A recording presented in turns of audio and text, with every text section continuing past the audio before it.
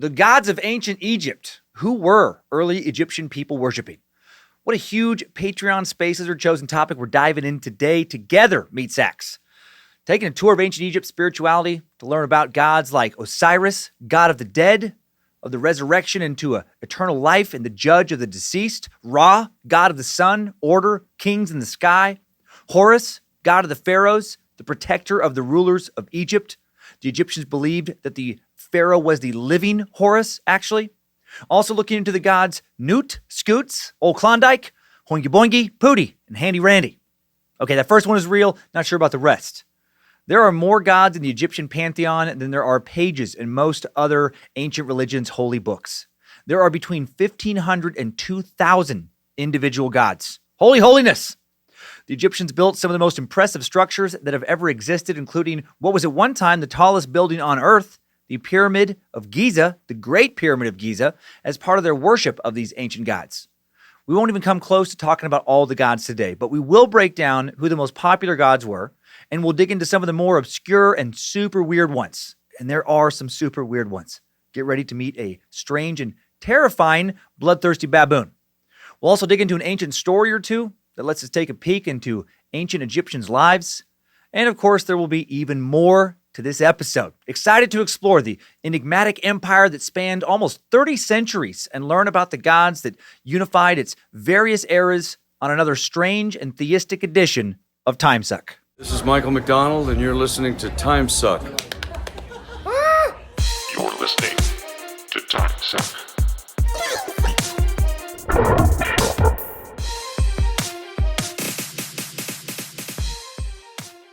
Happy Monday, Time Suckers.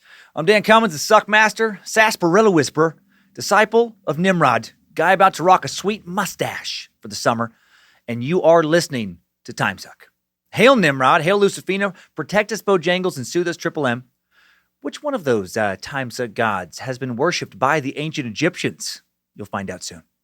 We're recording in the Suck Dungeon again in CDA. Another beautiful summer's day here. Damn, man, Coeur d'Alene looks good in the summer. With the Reverend Dr. Joe Paisley, the script keeper Zach Flannery, Logan and Kate Keith, and Queen of Bad Magic, Lindsay Cummins, all floating around somewhere near. Sorry to hear about recent COVID case spikes, everyone. I'm still hoping for a viral fizzle. Come on, Raw! Burn this shit off the earth already. Man, fuck viruses. Moving some announcements to the back of the show going forward, but I do want to give one final reminder that we donated $5,800 to ALZ.org this month to help end Alzheimer's and dementia. Link in the episode description. Also, Space Lizards, update your app. Update the Timesuck app. Get ready for some trivia. The new trivia game starts next week. Listen to The Secret Suck to learn how to play. Monthly prizes await those of you who know the most about the Suck. Looking forward to playing that new weekly game with you. The app update should be out now to get ready to play the trivia. And the first trivia round will start Monday, July 6th, 3 p.m. Pacific. New rounds start the first Monday of every month. Now let's get to Godden. Hail Nimrod.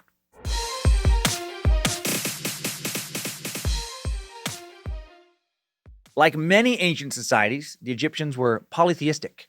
Now, what does that mean? It means they both wore and worship polyester. Oh, greatest God, polyester! Give us thou cheap, shiny suits and affordable women's work pants. Oh, magnificent polyester! Provide us with an economical and durable, if not environment-friendly sofa for us to comfortably sit upon and sing your praises. That's not what it means. I know you know that. Polytheistic means that the Egyptians worship more than one god. The Egyptians worship way more than one god. They worship a ton of gods. Gods whose roles varied from city to city, era to era, sometimes slightly, sometimes substantially. Gods whose names sometimes changed.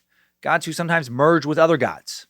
They had different gods assigned to different forces of nature, different gods assigned to different animals, to celestial bodies, to life, death, various abilities, different jobs, much more. Never a god shortage in ancient Egypt. The gods of ancient Egypt were part of a national story that unified the people of Egypt. The pharaohs were said to have directly descended from the gods and also be gods or goddesses themselves, placing the leaders of Egypt at the very center of ancient Egyptian religion. Nice. I wonder how many world leaders would love to get away with that shit today. I can think of a few who would love to literally be worshipped. Many of the gods played important roles in the afterlife. A strong belief in the afterlife was a major part of the Egyptian religion. The Egyptians believed wholeheartedly that death in this world was not the end, but merely the beginning of one's eternal journey. They believed that they would live on eternally in a heavily detailed afterlife if they led a virtuous life here on earth. For the virtuous, death was merely a transition to another realm where, if justified by the gods, one would live forever in a paradise known as the Field of Reeds. The Field of Reeds, sometimes called the Field of Offerings, was a mirror image of one's life on earth. Once an Egyptian arrived at the Field of Reeds, their soul would find everything thought to have been lost at death. Your home would be there, just as you'd left it, as well as all the loved ones who had passed on before you. Even your favorite dog or cat, other pets would be there. The tree you enjoyed sitting under, the stream you used to walk by, it's there. You get to live eternally in the presence of the gods. Good incentive to try and get your shit together in this world. How badly would that suck if you didn't do that well for yourself in this world, but you were deemed worthy of an afterlife, right? Like, what if your house was a dump and you hated your dog, couldn't stand your spouse, lived in the worst part of town, way out in the sandy desert, the best chair you had splinters in it, your favorite tree didn't even have leaves, you suffered from a variety of chronic and strange health problems like being afflicted by some weird kind of fungus, always left you smelling like garlic and farts. Then you die, then you're lucky enough to be deemed worthy to make it to the Field of Reeds. And then you get there, and you're stuck living the same shitty life you were living before. You're like, fuck, great. My stupid dog that barks his own shadow. Chews up the sandals all the time. Chews up sandals till he throws up every day. He's here. Awesome. Can't wait to sink some slivers in my eternal ass. Sit in that piece of shit chair my mother-in-law, who hates me, gave me, under that dead palm tree behind my one-room shithole shed of a house. Thank you, gods! I am so happy to be here in heaven!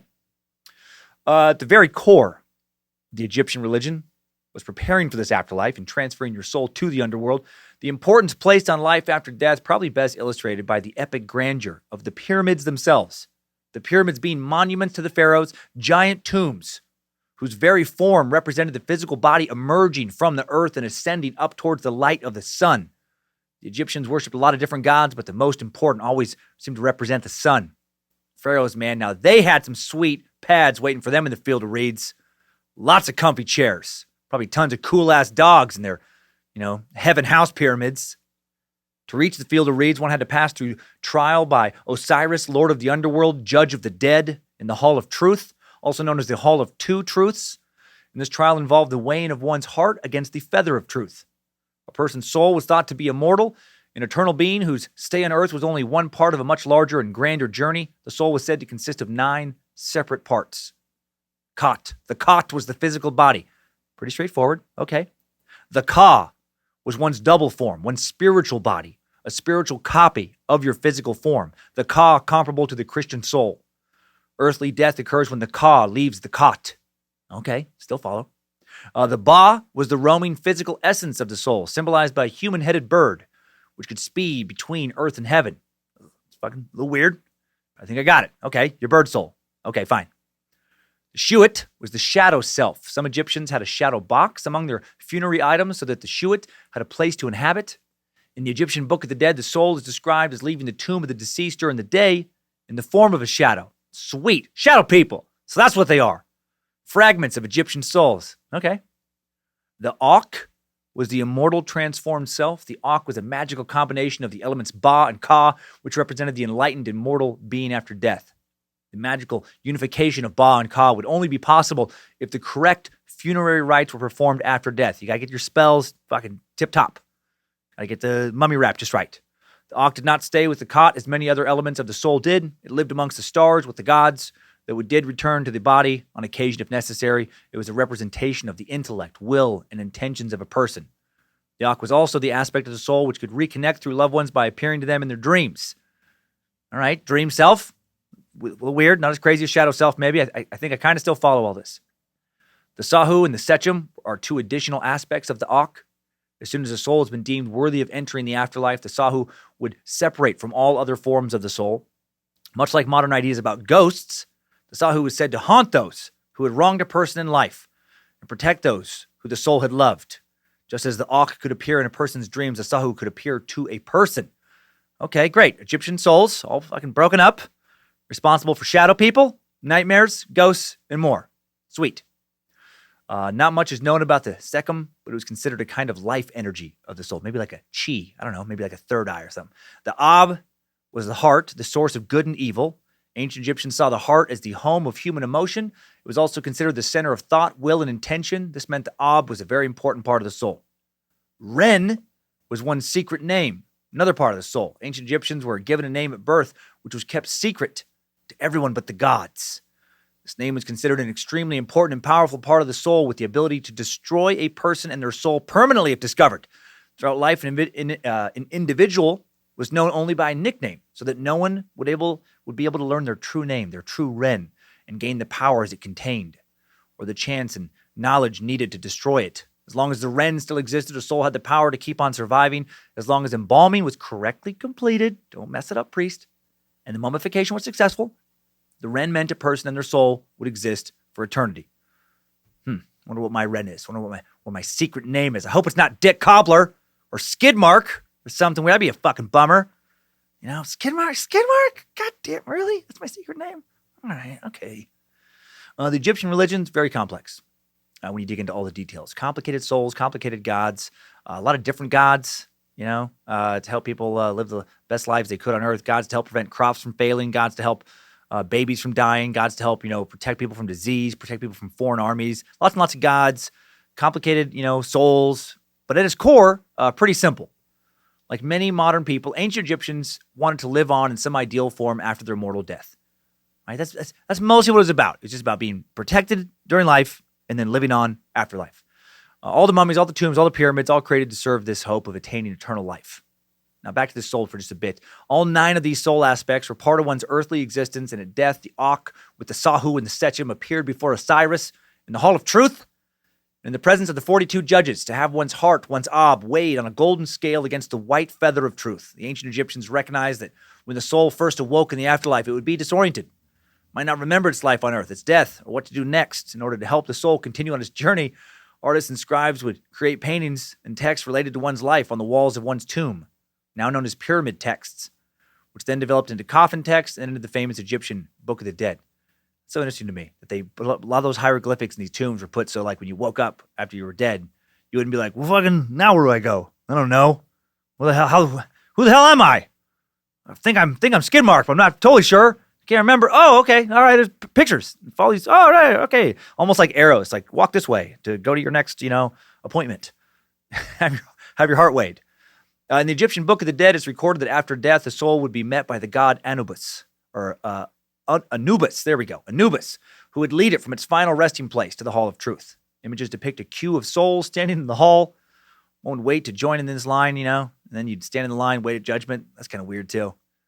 You finally die, you're like, oh, okay, God, man, I'm back alive. Okay, I'm now following this little part of the pyramid, and I walk over here, and then you're like, oh, fucking son of a bitch. There's like 40,000 people in this line. It's going to take me a couple hundred years just to have my heart weighed. Images depict, this queue of souls. So you wait there. While waiting, one would be attended to by goddesses such as Kebhet, daughter of Anubis, personification of cool, refreshing water. So, you get like a drink of water while you wait in line, have your heart weighed. Cuba would be joined by others such as Nephthesis, Circuit, and comforting the souls, providing for them. When it came one's turn, Anubis would lead the soul to stand before Osiris and the scribe of the gods Thoth in front of the golden scales. The goddess Ma'at, personification of the cultural value of Ma'at, harmony and balance, would also be present. And these would be surrounded by 42 judges. They'd consult with the gods on one's eternal fate. Right? You have a whole panel of people being like, I don't know if I thought he was kind of a dick. No, I thought he was a pretty good guy. I don't know. He seemed like he looked at me weird. No, he just was confused. He's just waking up. And then they're like, okay, we made our judgment. The soul would recite the negative confessions, which one needed to be able to claim honestly that one had not committed certain sins. These confessions sometimes began with the prayer, I have not learnt the things which are not, meaning that the soul strove in life to devote itself to matters of lasting importance rather than trivial matters of everyday life. There was no single set of negative confessions, just as there was no set list of sins, which would apply to everyone. This is kind of unique to the Egyptian religion. Like a military commander would have a different list of sins that would apply to them than like a judge would or a baker would. And I like that. Thou shalt not kill works a lot better for a baker than it does for a soldier. Not fair to judge both the same way. Very different duties.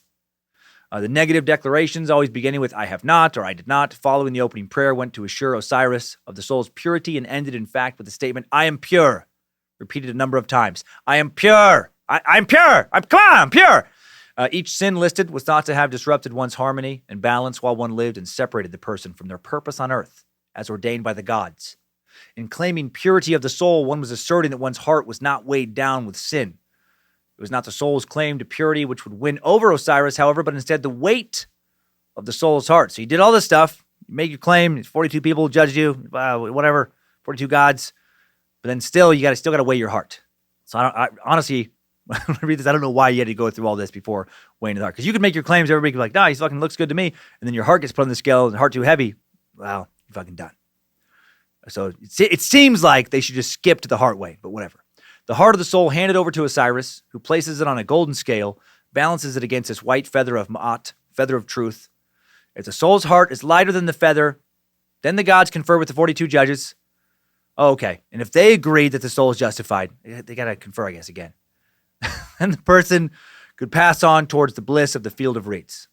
All right, so it is a mix. So, you got to have your heart weighed, and you got to get the jury's approval, the jury of the gods. According to some ancient texts, part of this is confusing because, and we'll go into this more as we go through this episode, but these legends were written in a variety of different ways in a variety of different tombs. And so then you kind of like cobble them together and like, well, this is kind of how it was. But it was never, it was just such a long empire, lasted for so many years, and it was fragmented at different points. And it was a long time ago, and the stories got a little bit messed around with. According to some ancient texts, the soul would then embark on a dangerous journey, right? So if you make it, all this, your heart's the right weight, then you make it through this, to the afterlife, but it's still dangerous. You got to go through some weird shit to reach paradise. You need a copy of the Egyptian Book of the Dead to guide you. You got to have the right spells to recite if you run into trouble. So that's kind of a bummer. You can make it throughout all this. Your heart's the right weight. And then you're like, all right, go to your heaven. But hey, careful. There's some fucking alleys. There's some creatures in some of the alleys along the way. And you got to have the right spells or they'll fucking eat you. I'm like, what? I just passed so many tests. I'm like, I know. We don't make the rules. We kind of do, actually. It's confusing. But anyway, good luck. Good luck making it to heaven through this. There's a monster section. So according to some stories, though, after justification, it was just a short journey from the Hall of Truth to paradise. So in some of the stories, you got to make it past the monsters. Some of the stories, you get to go kind of right to the field of reeds. Soul leaves the Hall of Judgment. It's rowed across Lily Lake. It's rowed in some stories. There's a sailboat in others. We're going to get to much later in the episode. It's the weirdest fucking sailboat you've ever heard about. It's ridiculous. But then you make it to the field of reeds, and then you receive everything, taken by death. For the soul with the heart lighter than the feather, those who had died earlier are waiting along with one's home, one's favorite objects and books, even one's long-lost pets. Hopefully, again, you have something better than a splinter chair and a shitty sandal-eating dog waiting to greet you. Should the heart prove heavier than the feather, let's talk about that. That's not good. Gets thrown to the floor. Right? If your heart's too heavy, if it tips the scales, they just fucking grab it and they're, ugh, gross heart. And they throw it on the floor.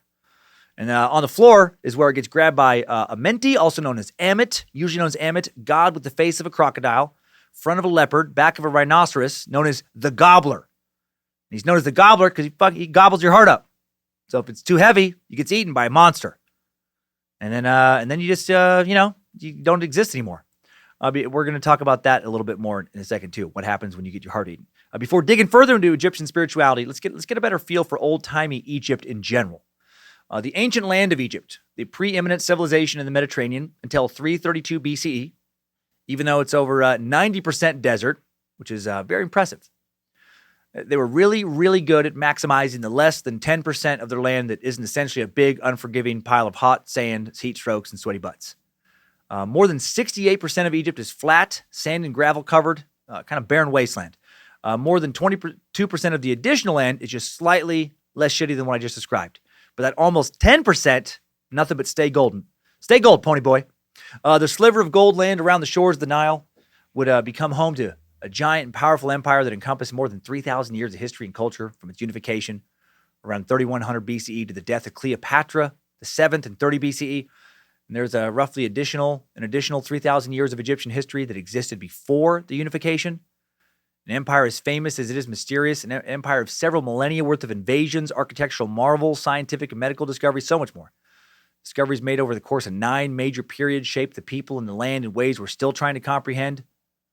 Let's talk a bit more about that stay gold sliver of land. The agriculturally and geographically good part of Egypt was historically very, very good, thanks to the world's longest, maybe second longest, river running through it, the sweet, sweet Nile. Sure, the Nile has crocodiles known to get up to 1,200 pounds who'd love to eat you and your entire family. But the Nile also helped grow a lot of life-giving crops. Like many other prosperous ancient cultures, ancient Egypt was built around a major life-sustaining river. The Nile provided the water to irrigate crops like emmer, a wheat grain, chickpeas, lentils, lettuce, onions, garlic, sesame, corn, barley, flax, and more. Even helped grow important papyrus, a word I constantly mispronounced when Timesuck began. No surprise there. Also an old school Egyptian paper they used to record their legends and communication in written form so they didn't have to chisel all their hieroglyphics into stone. The Nile also a highway for important transportation and trade. The wheel wasn't invented until sometime around 3500 BCE. So imagine how important early river travel was in the many, many centuries prior to this date, back before the Egyptian kingdom was unified, but when a lot of people lived along the Nile. Right? So important back then to be based near a river, especially a giant, relatively slow-moving and mighty river like the Nile. Without the Nile, the ancient massive Egyptian cities would have never developed when they did and how they did. With big farms came the ability for early Egyptian peoples to transition from primitive, nomadic hunter-gatherer societies to stationary living. Various groups settled along the banks of the mighty river into early cities, began to trade with one another, exchange both goods and ideas. A new concept, civilization, was born here as it had been born just a tick earlier in Mesopotamia. The cradle of life just under 1,500 kilometers, just over 900 miles to the northeast. Right, so now religion's developing in both places. The Fertile Crescent of the Tigris and Euphrates rivers of Mesopotamia, modern Iraq, the Indus River in ancient India, the Yangtze and Yellow rivers of China, all early civilization enablers, just like the Nile. The Nile was the biggest of these rivers, and flows north for about 6,650 kilometers, over 4,000 miles from the African Great Lakes, part of the Nile beginning in Lake Victoria in modern-day Tanzania, another part of the Nile beginning near Lake Tana in present-day Ethiopia. For these big lakes, Lake Victoria, the second largest freshwater lake in the world by surface area, just under 27,000 square miles, the Nile flows through the massive Sahara Desert before emptying into the Mediterranean Sea. It now moves through 11 countries, drains 3.3 million square kilometers, 1.3 million miles, about 10% of the African continent's total landmass, out into the sea. The Nile is generally credited as being the world's longest river by sources like the United Nations and Guinness Book of World Records, although some scientists who went on an Amazon expedition in 2007 say the Amazon might be the longest, 65 miles longer than the Nile. Amazon, the world's largest river by volume, holds about 20% of the Earth's fresh water. Nile, though, it's a big deal. Big river, one of the biggest in the world. It actually is 95th by drainage volume, so not even close to the Amazon. But part of that is because it's such a good river. It's used heavily for irrigation purposes. There's more than one Nile. The lower Nile historically flooded every summer, and this mystified early Egyptians since it almost never rained where they lived. They had no idea their mighty river was being fed by much rainier places far to the south they didn't know about. The Nile has three main tributaries: the White Nile, the Blue Nile, and Atbara. The White Nile is the longest, originating in Lake Victoria. And Lake Victoria is 2,100 miles south of where the river dumps into the Mediterranean, 3,400 kilometers south. Ancient Egyptians revered the Nile as a source of life. It was a river, pretty coolly shrouded mystery for centuries. Expeditions repeatedly failed to find its source, with Egyptians, Greeks, and Romans continuously foiled by a large swampy region called the Sud in what's now South Sudan.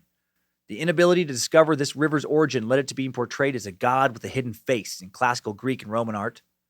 As it winds into Egypt, the Nile transforms a swath of Sahara Desert, the largest hot desert on Earth, into incredibly fertile farmland. This is what makes the Nile so crazy to me. It's what adds this mystique of this river with the Egyptians. The Amazon, beyond impressive. So is the Congo, the Mississippi, the Yangtze River. But those rivers don't flow through mile after mile after mile of the largest, hottest, sandiest desert on Earth. The contrast of sand and soil is so dramatic it's visible from space. A long green oasis can be seen hugging the river amid bleakly tan landscape around it. Very magical looking. Giant river of life passing through this giant desert of death. Thanks to its seasonal influx of water from Ethiopia, the lower Nile historically soaks the desert soil of Egypt in the summer. At least it did before there was a lot of dams on it. In its floodplain, not just with water, but with all the sediment it collected along the way, sediment composed of mainly black silt eroded by the Blue Nile and the Atbara from basalt in Ethiopia, or basalt. Those silty floodwaters would surge into Egypt and then dry up and leave behind a miraculous black mud from which many crops would grow. Pretty magical if you lived thousands of years ago. In a consistently dry climate, you don't understand how seasonal flooding and erosion and tributaries work. And then once a year, this awesome river just gets fucking much bigger and then just leaves behind a whole bunch of awesome soil for you to grow your crops with. I'd probably worship it too. Permanent human settlements first began to appear on the Nile's banks maybe around 6,000 BCE, 8,000 years ago. By 3550 BCE, these settlements had become the world's first recognizable nation state. A complex and distinct culture quickly developed, and for nearly 3,000 years, Egypt would remain the preeminent nation in the Mediterranean world, fueled by water and the fertile land it continued to receive from the constantly giving Nile. As ancient Egypt grew along the lower Nile, the river played a key role in many of its most important myths featuring its gods. The Milky Way was actually seen by early Egyptians as a celestial mirror of the Nile. The sun god Ra, believed to drive his ship across this Nile-like constellation. And that's probably more than enough about this river.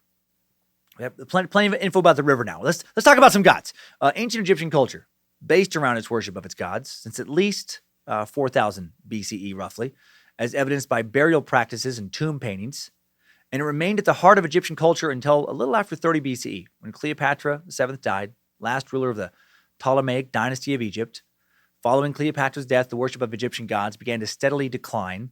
The gods of Egypt were first slowly replaced by Roman gods, and then the rise of Christianity steadily replaced polytheism in general, when Christian Roman emperors eventually completely outlawed the worship of Egyptian gods and all other gods not part of the Christian triad in the 6th century CE, then it basically just went away completely. When it was practiced, what was the Egyptian religion about? How was it structured? The ancient Egyptians believed that their gods had prevailed over the forces of chaos during the creation of the world to form their kingdom, and now they relied upon humanity's help to maintain it.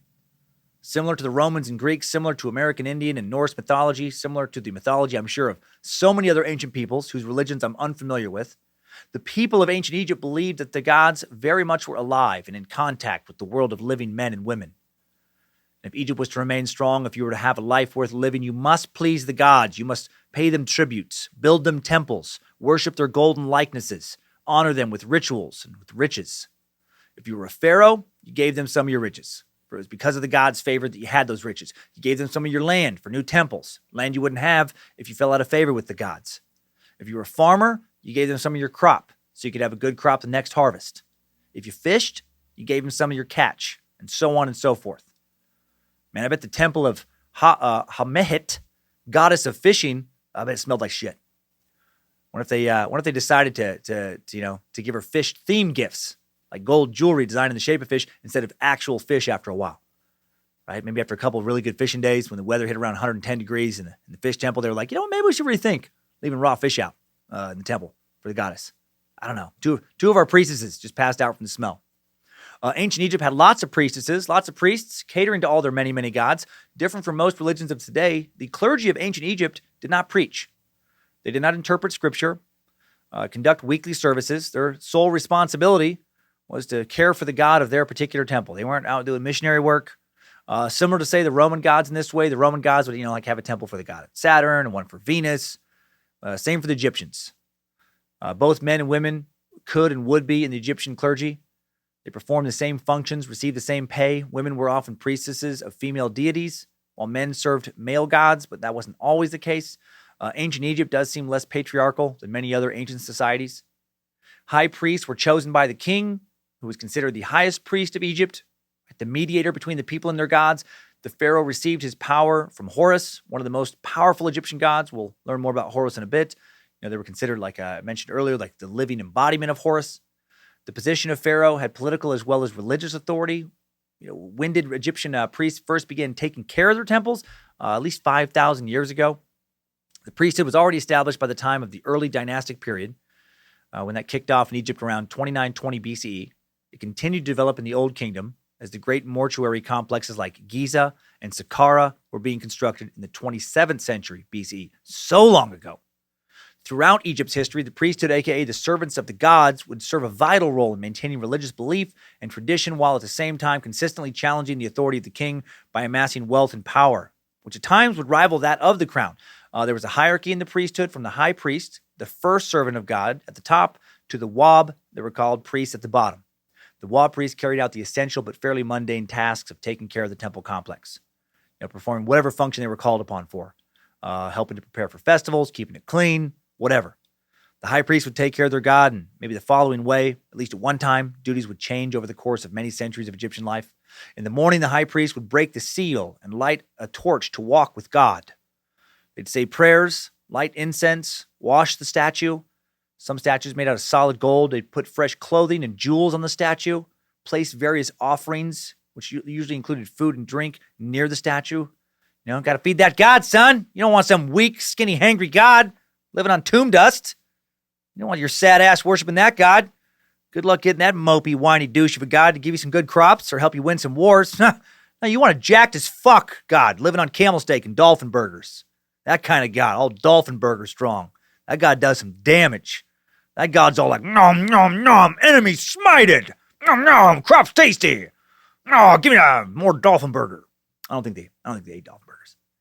I don't think anyone's ever had a dolphin burger that I know of. I can't ever recall hearing about that. Probably delicious though. I mean, they're so cute. They gotta be kind of tasty, right? Let's get away from the sad topic of dolphin burgers. High priests also be responsible for ensuring that people, sang hymns of praise to the gods of their temple or the god, and the temple musicians would play their hearts out. And these people would have kind of like priest titles too. They would have singers and musicians specifically assigned to come perform for this statue in this temple, in this tomb.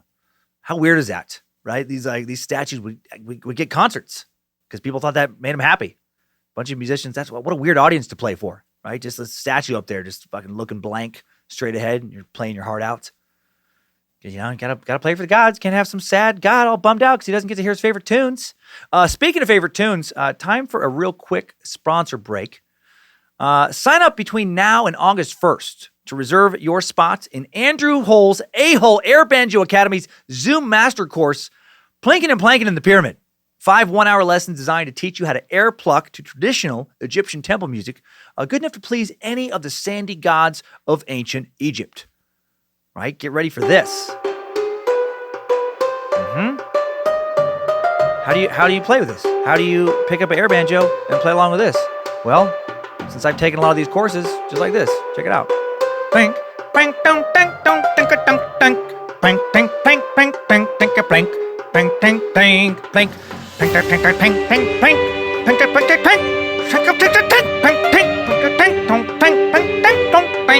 plank, plank, plank. Field of reeds, here I come. Tell me you just didn't feel like you were inside an Egyptian backwoods tomb thousands of years ago. Maybe a bit more? Okay, sure, I can do that.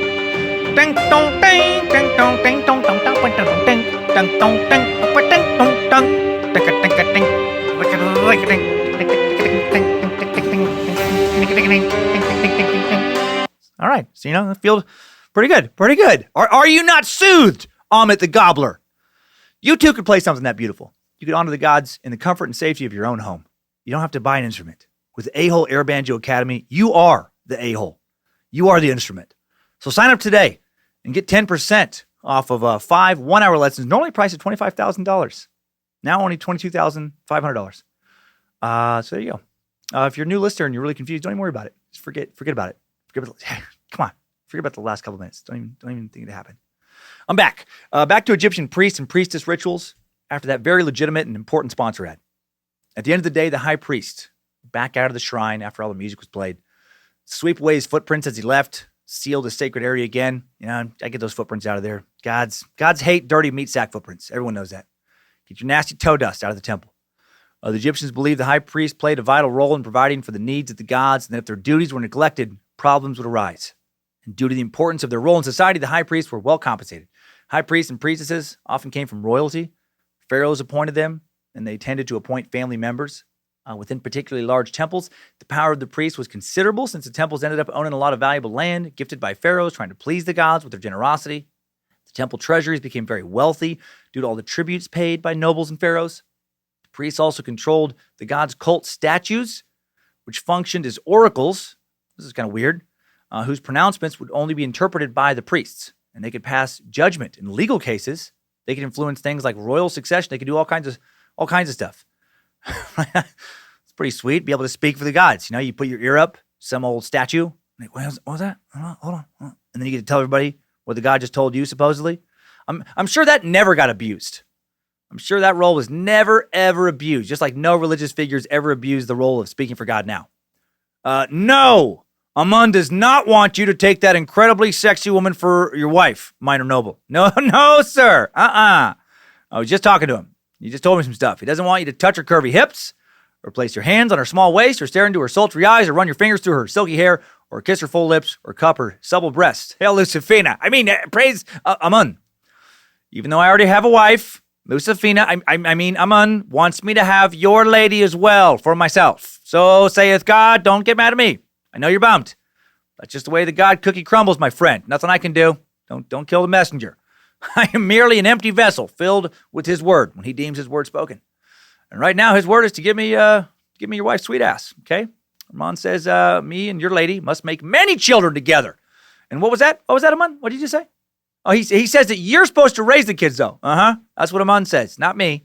So there you go. I make them, you raise them. These priests, depending on the temple they were in charge of and how in favor that god was in their lifetime, which gods were worshipped the most and seen as the most powerful, would vary, over time. These priests can become incredibly powerful, or priestesses. Archaeologists have found more statues of certain priests than they have of certain pharaohs. At one time, the priesthood was a hereditary position, where fathers groomed their sons as successors in the same way a king would a prince. But then when those priests got a little too powerful, the hereditary succession practice was abolished, and the pharaohs then started to choose the priests so they could pick people who would be the most loyal to them, hopefully not crave too much power. In between the high priests and priestesses and the low priests and the priestesses were a wide array of other clergy who performed all kinds of duties in service to the gods. There was kitchen staff, janitors, porters, scribes, basically anyone who worked in the temple complex who had any association with the god was in some form a priest or priestess. Like the singers and musicians, like I said, they had to be some kind of priest and priestess. So now that we know a little bit about how the gods are worshipped, let's learn a little bit about how the Egyptian gods first showed up. Like most gods, their stories began with some creation mythology. Egyptologists found these stories in a pyramid tomb going back to around 2750 BCE. The Egyptians believed that their gods created our world and our universe out of darkness and swirling chaos. We've been able to learn about quite a few cultures' creation myths over the years, from the super rapey beginnings of the Greek gods to the origins of the Norse gods, who did weird shit like ride Sleipnir, Odin's fucked up eight-legged spider horse. Here's a summary of one of the ancient Egyptians' creation legends. This story written on a tomb wall, different than other creation narratives found on other tomb walls in other regions and from other eras.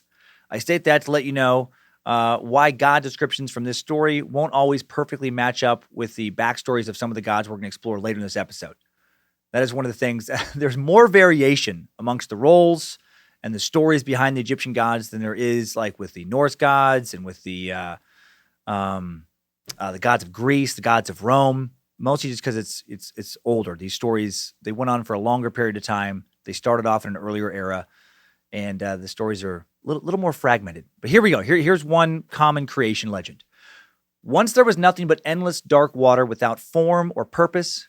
Existing within this void was Heka, the god of magic, who waited the moment of creation. Out of this watery silence, rose the primordial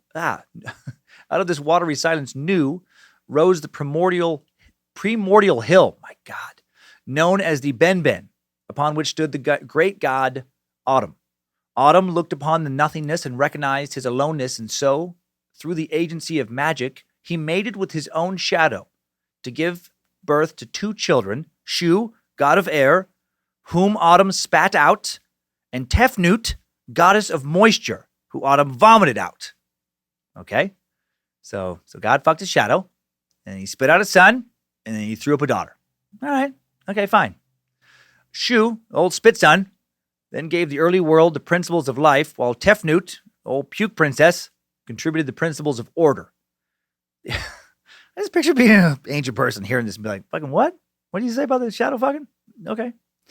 Leaving their father on the Ben, they set out to establish the world. In time, Autumn became concerned because his children were gone so long, and so then he removed his eye. All right? Kind of like Odin. That's pretty weird that they both did that. Sent it in search of them. While his eye was gone, Autumn sat alone on the hill in the midst of chaos and contemplated eternity. But he also contemplated how much it hurt to rip his fucking eye out. But he also thought quite a bit about how weird it was to fuck a shadow. Which randomly makes me think of Tom Cruise for some reason. He just seems to me like someone so self-absorbed, he would jump at the chance to fuck himself. if he's given the opportunity. Some hot cruise action. Why am I talking about that? Shu and Tefnut return with the Eye of Autumn, later associated with the Eye of Ra and the all-seeing Eye, Illuminati, Eye of Providence. Their father, grateful for their safe return, sheds tears of joy from both eyes, because now they're both back in his godhead. These tears dripping into the dark, fertile earth of the Ben gives birth to men and women. Okay, so that's how we got here. We started off as tears. I guess that's better than starting off as, shit or piss or something. These early creatures had nowhere to live, though. So Shu and Tefnut mated and gave birth to Geb, the earth, and Nut, the sky. I had no idea the earth and sky came from incest. No wonder the world's so crazy. Geb and Nut, though brother and sister, fell deeply in love and were inseparable. Of course that happened. There's one thing I learned in the Cleopatra episode back in January of 2019. It was that ancient Egyptians loved incest. Autumn found their behavior unacceptable. Good. And pushed Nut away from Geb, high into the heavens. The two lovers were forever able to see each other, but were not able to touch. Nut, though, was already pregnant by Geb, and eventually gave birth to Osiris, Isis, Set, Nephthys, Horus, the 5 Egyptian gods most recognized as the earliest, or at least as the most familiar representations of older god figures. Osiris showed himself a thoughtful and judicious god and was given rule of the world by Autumn, who then went off to attend to his own affairs. That's such a weird story moment to be. Wait, what? And then after creating the world, God had some shit to do. He had some other stuff came up. He had a social obligation he forgot about when he's making the world and stuff. So he had to run off to a conference or something. Don't even worry about it. So the one god leaves. After Autumn bounces in the creation legend, Osiris administers the world efficiently, co-ruling with his sister wife, Isis. He decides where the trees are going to grow, where the water is going to flow. He creates the land of Egypt in perfection along with the Nile River, providing for the needs of the people. You'd think he would have given it like a wider swath of good land. He's like, let me make sure and get this right. 90% of this area, I'm gonna leave pretty shitty. It's gonna be fucking sand and scorpions. But I'm gonna give this one little tiny chunk. It's gonna have a nice river. And there you go. It says, in all things, he acted in accordance with the principle of Mahat harmony, honored his father and siblings by keeping all things in a harmonious balance. Okay, well, he did a little more with at least one sibling than just keep things in balance, whatever. His brother Set became envious of this creation and also of Osiris, his power and glory. He had his brother's exact measurements taken in secret. And then he ordered an elaborate chest precisely to those specifications. And then when the chest was completed, Set threw a great banquet to which he invited Osiris and 72 other people. This is very complicated. This is very convoluted. Where the hell did all these people suddenly come from? Where did he find a chess maker? Why is he making a chess? Why is he getting his measurements taken in secret? Just a second ago, there was like less than 10 gods. People just been planted or molded out of clay or some shit. Then everything's changed. Okay, now they have a party. At the end of the party, he offers the great chest as a gift to the person who could best fit inside it. What kind of weird party is this? Hey guys, look at this chest I had made. Pretty cool chest, right? You want it? That's cool. Yeah, I'll give it to you. You just gotta climb in. Whoever fits the best gets to have chest, because that's the new party game I just came up with. It's the fucking worst party game of all time. Osiris fits perfectly because he was secretly measured. And once he's inside this chest coffin, Set slams a lid on him. And he throws him into the Nile River. And he tells everyone that Osiris is dead. Now he's ruling. Serves Osiris right. How fucking dumb was he to get in that chest? His brother was like, hey man, just get in here. Get in here and see the chest. See if you can fit in there. Just come on, do it. It's fun. And Osiris is like, okay, I guess I get in the chest. Me like getting in chest. And then slam and thrown in the Nile River. Isis refuses to believe that her dumb husband is dead. And she goes looking for him. And then she finds the coffin inside a tree at Byblos. He's inside a tree now. Okay, well, whatever. The people of the land are glad to help her retrieve the coffin from the tree. And for this, Isis blesses them. And they later become the principal exporters of papyrus in Egypt. So that's how they became the papyrus people, because they helped her out. She brought the body back to Egypt and set about gathering the herbs, making potions, which could bring Osiris back to life, leaving her sister Nephthys to guard over the place while she's working on this. During this time, Set starts to worry that Isis might locate Osiris's body, find a way to bring him back to life, because she's very powerful, knowledgeable in these matters. Upon finding her gone, he asks Nephthys where she is, And the goddess answers some nonsense, and he knows that she's lying. And then he's able to get from her where Osiris's body is actually hidden, and he goes there and he tears the coffin apart, and then he fucking cuts that son of a bitch into 42 pieces. And then he flings these pieces of Osiris, these fragments, all over the place, all over Egypt, so that Isis is never going to be able to find him. And then he returns to his throne. He's like, did it. Cut him up, son of a bitch. When Isis returns, finds the coffin destroyed and the body gone, she falls to her knees in despair and weeps. Nephthys, feeling guilty for having betrayed her secret, tells Isis what had happened, offers to help find the parts of Osiris. So now they go look for all these 42 parts. Whenever they find a little part, they bury it on the spot they find it, and they build a shrine to protect it from Set. And in this way, this is how the 42 provinces of ancient Egypt were established by these goddesses. Okay, I see why you did that now. So they finally assemble the body, except for the penis, except for the ween. The penis had been eaten by a fish. What? How did this powerful god, so powerful that 42 different pieces of him could establish different provinces, how did he have such a tiny penis that a fish was able to eat it? Incest. That's how. If you haven't heard, incest can really fuck you up. Poor god had one of those little incest weens we've all heard so much about. I've never heard anything about an incest ween. Isis then creates a replacement ween and mates with her husband. So she can't find his ween. She can't, totally get him back together, but she can make a new ween that's kind of him but not attached to him. And then she uses this, kind of a dildo really, to become pregnant with her son Horus. Osiris has been brought back to life successfully, but he's incomplete. He can't rule the world like he had before. He instead descends to the underworld because he's sad about not having a penis anymore, not having his original penis. And then he becomes the righteous judge and ruler of the land of the dead. So that's how he ends up, in the underworld. Trauma. He had a real rough go of it. He was like, fuck the field of reeds. I'm taking my new dick, and I'm going down to Egyptian hell. Horus, sometimes known as Horus the Younger, to differentiate from Horus, the brother of Osiris, raised in secret to protect him from Set, and then having grown to manhood, challenges his uncle for the rule of his father's former kingdom. The battle rages for 80 years until Horus defeats Set, banishes him from Egypt to dwell in the arid deserts. Horus then rules with his mother Isis and aunt Nephthys as his counselors, and harmony is again restored to the land. So there you go. It's pretty simple, really. Pretty straightforward. That's how everything you've ever seen or thought about got here, you dummy. Okay? I get it. I'm not confused at all. That would make a great movie. Okay.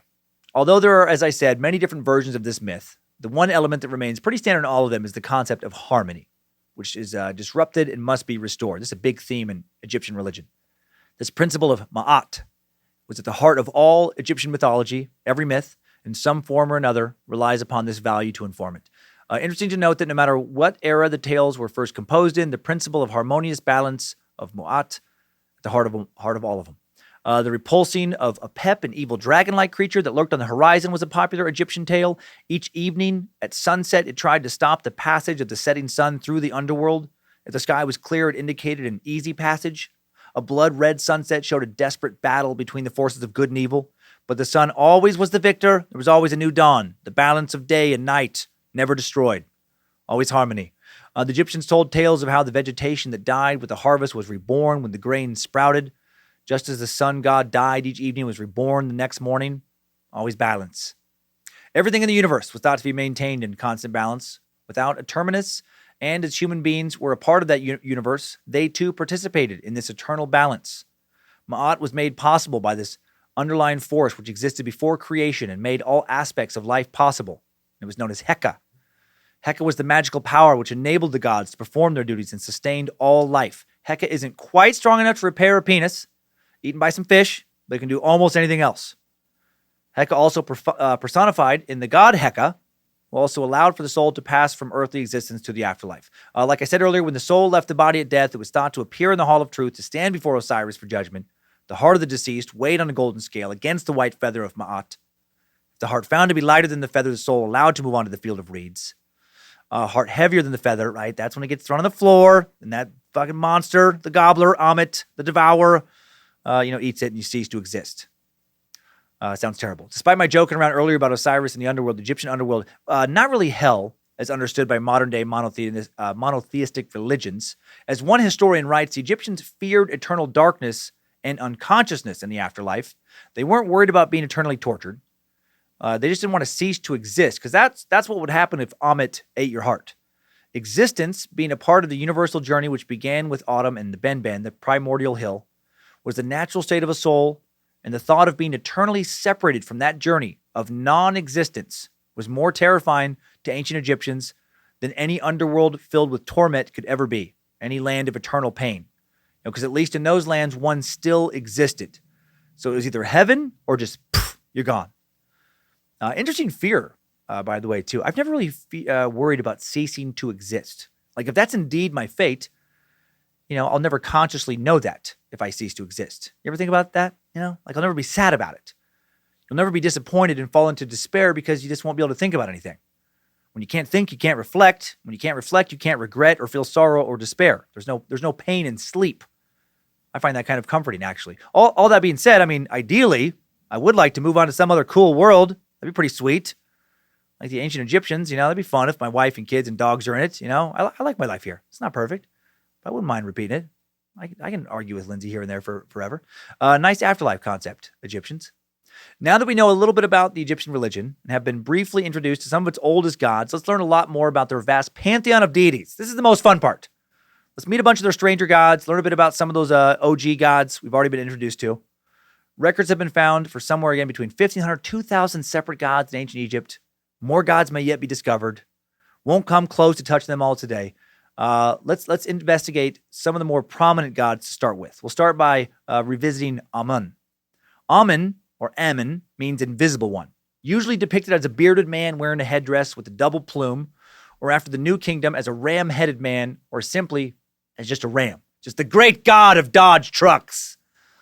Despite this creation myth, the one you just heard, Autumn, actually a minor god in parts of Egypt for years, before that particular creation myth was written, and then he rose in power through the centuries to become the god of universal power, eventually described as the king of the gods. That's a dope description. The king of the gods! Imagine if that was your job title. No job title trumps that. No one's more impressed by any other title during the office tour. This is Wendy King's office. She's our CFO, our Chief Financial Officer. Her office is more than twice the size of the offices of any of the senior VPs. Spectacular panoramic view of the city below. Over here, we have our CEO, Jamal Johnson's office. Has its own private balcony, bathroom, kitchenette, private elevator.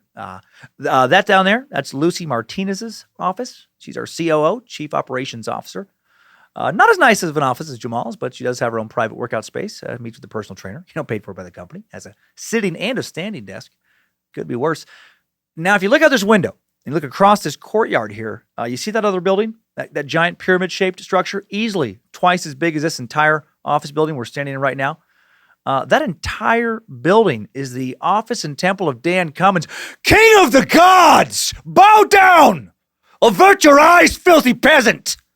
You are not worthy of resting your gaze upon its glorious, jewel-encrusted walls. So, pretty sweet, King of the Gods. Each Egyptian city had a patron god, and Amun, King of the Gods, was the patron for Thebes for several millennia. Relatively unimportant during the Old Kingdom, but then, rose to dominance during the Middle and New Kingdoms when Thebes became the seat of the pharaohs. At one point, he was combined with the sun god, Ra, to elevate his importance. That's why he's sometimes referred to as Amun-Ra. Let me explain his ascension to becoming top god a bit further. Amun, first mentioned around 2400 BCE as a local god of Thebes, not even the supreme god of Thebes at that time. He's like a sad boy god. He's a lowly chump of a god. The main god was Montu, god of war. The creator god was Ra. Montu, a fierce warrior who helped Thebes grow its might and influence. Montu could have kicked the shit out of Autumn at any time. Amun, somewhat associated with protecting the king, but mostly associated with fertility. Amun was part of the Ogdoad, 8 gods who represented the primordial elements of creation at the time, but not a significant part. Amun also represented hiddenness at this time. He was mysterious, and later theological writers would fill in his mystery with power. A series of priests decided that he was actually much more than a fertility deity. Nah, he's not just that. What was that? What was that statue? What you say? Oh, he's the true king of the gods. That statue just told me. By the 17th century BCE, he'd become part of a triad of the most important gods, along with his consort Mut, ancient Egyptian for mother, and son Khonsu, the moon god. And then when Pharaoh, almost one, defeated the Hyksos, a nomadic people of somewhat unknown origin, possibly Asian, who ruled northern Egypt at the time, the pharaoh attributed his victory to Amun, and he linked him to the well-known sun god Ra. Amos, the first 16th century BCE pharaoh, founder of the 18th dynasty of Egypt, classified as the first dynasty of the new kingdom of Egypt. Amun, also known as the Hidden One, since he wasn't linked to any definable natural phenomena or principle, he was malleable enough to fit with any attribute one wished to add to him. And in this case, the mysterious aspect of life, that which makes life what it is, was linked to this, the sun, Ra. Amun then became Amun-Ra, creator of the universe, king of the gods. And then after all of this was established, the creation myth you heard earlier was written. All right, now let's talk about Anubis. Anubis, dog folk. Anubis has to be one of the most visibly recognizable gods of ancient Egypt. Anubis, the Egyptian god of mummification and the afterlife, as well as the patron god of lost souls and the helpless. One of the oldest gods of Egypt, most likely developed from a much older jackal god, Wepwawet. Who knows who Wepwawet morphed out? That's a fucking tough word. There's 3 W's in that word. No, thank you. Anubis has been around since at least 3150 BCE, if not earlier, depicted as half man and half jackal. And why a jackal? This is interesting. Because during the first dynasty of Egypt, when he became an important god, a period that lasted from 3150 BCE to 2890 BCE, Egypt was preposterously overrun with an animal that looked like modern jackals, actually more closely related to wolves, possibly either the African golden wolf or the Ethiopian wolf, both animals similar to a coyote in size, a little bigger, but similar, around 25 to 45 pounds in size. Egypt had an estimated 40 to 50 million of these wolves during the first dynasty. These wolves destroyed several Egyptian cities, ate all their crops, and then when the crops ran out, facing starvation, these animals became exceptionally aggressive. And they stormed the cities, they overpowered local populations. An army of millions of small wolves ate every man, woman, and child in several cities. The famed city of Cairo became a ghost town. Had 300,000 people, right, eaten by wolves, who by the time they made it to Cairo, these wolves had figured out how to use chariots, swords, and wore light armor. Armored, sword-wielding, chariot-riding desert jackal wolves. Such a crazy thought. And obviously that never happened. It's fucking crazy talk. But I love picturing that. Just a literal army of little wolves sacking cities. What a crazy-ass vision that is. Why is Anubis depicted as a jackal-like wolfman? Because at the time, jackals or wolves, sorry to keep mentioning both, for a long time, Egyptologists were certain Egypt had lots of jackals. And just recently, they're like, nah, I think it's wolves, actually. I'll say jackals from now on to make it less confusing. So these jackals constantly getting into old cemeteries and scavenging the dead. Not making that up. That was a real problem 5,000 years ago, right? People would bury their dead in these cemeteries, and these fucking jackals come just dig up the graves and just tear their bodies apart. Like, I'm sure that was very upsetting. Can you imagine that? Damn scavengers. Imagine, you go back to the cemetery to pay your respects to grandpa. You find out that a bunch of wild dogs dug him up and they're eating his body. I don't know. I'm guessing you wouldn't like that. Just, no! Bad jackal wolf! Let go, Papa's foot, you son of a bitch! Oh, no! Why'd you have to run off with his head, you asshole? Anubis, usually depicted as having dark black skin. Why? Because it symbolized decay, as well as the fertile soil of the Nile River Valley. This powerful black canine god became the protector of the dead, and you had to pay tribute to him to keep those damn jackals from carrying off Nana's legs. He worked with the goddess Isis from the creation myth, mother of Horus, to mummify the body of Isis's husband brother, Osiris, lord of the dead in rebirth, son of Nut and Geb, grandson of Autumn, god of creation. After Osiris was killed by his brother Set, the god of deserts, storms, envy, disorder, violence, chaos, foreigners. Anubis' role in rituals of the dead was to hold the scales on which a dead human's heart was weighed against the feather of truth. And like I said earlier, right, if the heart weighed less the feather, then Anubis would take this dead soul to Osiris in the underworld, where it would live forever. But if the person didn't leave a virtuous life, Ammit the Devourer gobbled it up. Many spells and rituals were carried out over bodies after death designed to lighten one's heart and prevent this. Just imagine some ancient priest doing a bunch of hocus pocus in some old tomb, assuring someone's, grieving family that their loved one's heart was going to be super light. No, don't you worry a bit. I'm going to use an old trick my dad taught me. Get that heart nice and light. Got to sprinkle a little paprika on it. Put a little fennel. People don't tell you about the fennel. Now, you can never go too heavy with the fennel. Going to set it in the sun for a bit. Dry it out just a little bit more. And then I'm going to roll it around some cumin. Don't you tell anybody about me rolling around that heart in some cumin. That's a family secret. I'm ain't eating this heart. Oh, no, sir. That old dog rascal. hasn't eaten any of the hearts I've put my mumbo jumbo on for over 5 years. You can check my records. Although Anubis does not play a major role in many myths, his popularity was immense. And as with many Egyptian deities, he survived on into other periods through association with the gods of other lands. The Greeks would associate him with their god Hermes, who guided the dead to the afterlife. That's kind of cool about a lot of the Egyptian gods. They morphed and found new life in other religions after the ancient religions of Egypt, went away. Now let's talk about that gobbler, Ammit. Ammit, kind of a goddess, more of just a monster, sometimes described as a demoness. None of Ammit's titles make her sound like a fun, cool person to hang out with. She was known as the Devourer of the Dead, the Eater of Hearts, and the Great of Death. The Great of Death, that's some weird wording. Doesn't exactly roll off the tongue. Beware, it is the Great of Death. What did you say? Ammit was a chimera with the head of a crocodile, forelimbs of a lion, hind limbs of a hippopotamus, all lumped into a kind of human shape. Ammit, the personification of 3 man-eating predators Egyptians feared the most. Other than eating the hearts of, people that led unvirtuous lives that Ammit fed her, or that Anubis fed her, Ammit doesn't seem to have done a whole lot. She's kind of a one-dimensional goddess, but bit of a one-trick deity. Never worshipped, just feared. I feel like she didn't get invited to a lot of parties thrown by the other gods. She's probably a real bummer to hang out with. I get it. You eat people's hearts. We all get it, Ammit. It's literally all you ever talk about. You're either eating hearts or you're talking about eating hearts. Get a different hobby, for fuck's sake. It's exhausting listening to all your heart talk. Let's move on to a more robust god now. Aten. Traditionally considered an aspect of the sun god Ra, Aten was at one time the sun disk itself. The word Aten appears in the Old Kingdom as a noun meaning disk, which referred to anything flat and circular. The sun was called the disk of the day, where Ra was thought to reside. And that is why Aten was the ancient god of both disc golf and ultimate frisbee. Now, Aten was actually briefly the god of everything. The solar Aten was extensively worshipped as a god in the reign of Amenhotep III, when he was depicted as a falcon-headed man, like Ra. In the reign of Amenhotep III's successor, Amenhotep IV, the Aten became the central god of the Egyptian state religion in the 14th century BCE.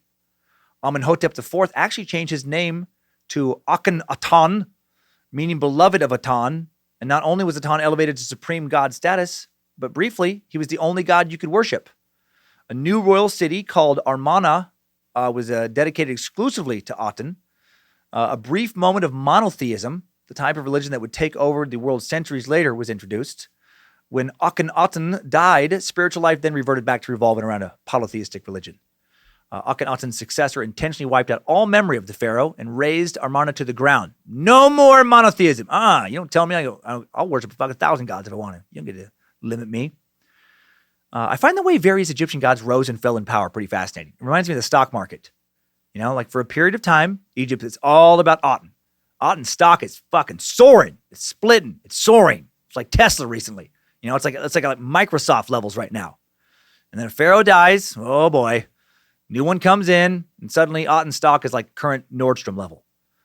This is all very different than, say, like Norse mythology. Like in certain Nordic lands like Iceland, Odin was the top dog even in the earliest Norse sagas.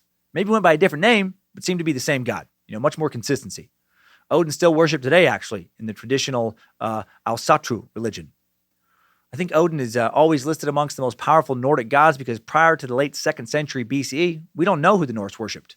The earliest references to Odin come from when the Romans encountered early Germanic people sometime around 101 BCE.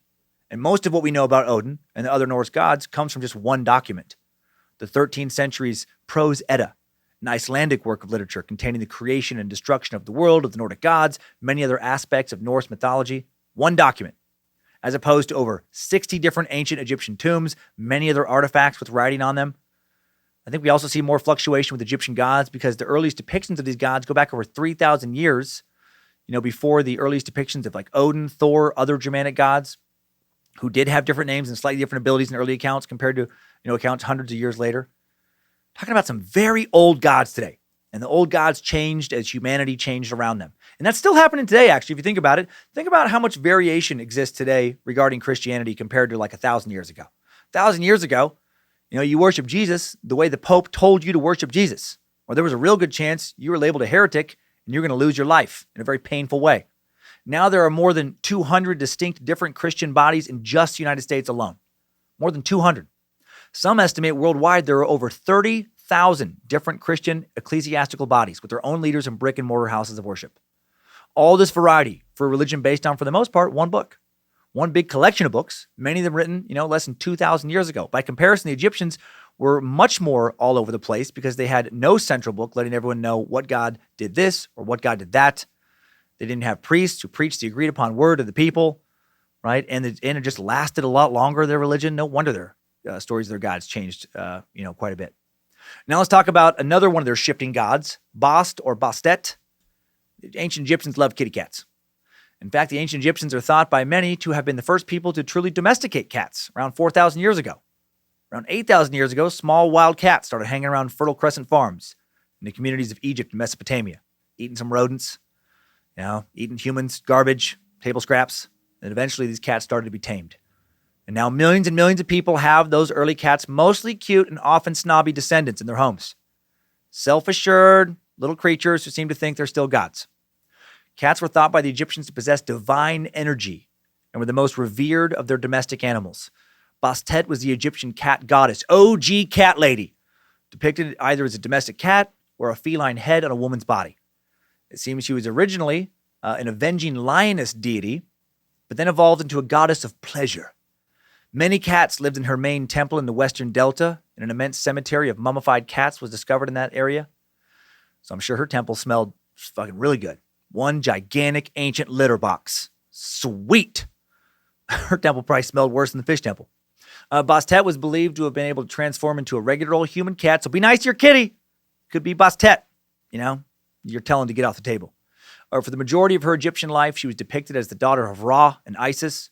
She also dated Ptah for a while, god of craftsmen and architects. Ptah and Bastet had a son, Mahas, lion-headed war god. Ptah was an Egyptian creator god who is written about in certain creation mythologies as existing before all other things, and by his will, he thought the world into existence. Ptah was worshipped throughout all of Egypt for a while. His primary cult centers were in Memphis and, Heliopolis. There we go. He was actually so popular in Egypt, it's said that the name Egypt itself derives from a Greek spelling of the name of a temple in Memphis, Hakaphatis. This word is fucking ridiculous. There was no pronunciation guide for this. The name of this temple is Hwtkapth. Get the fuck out of here.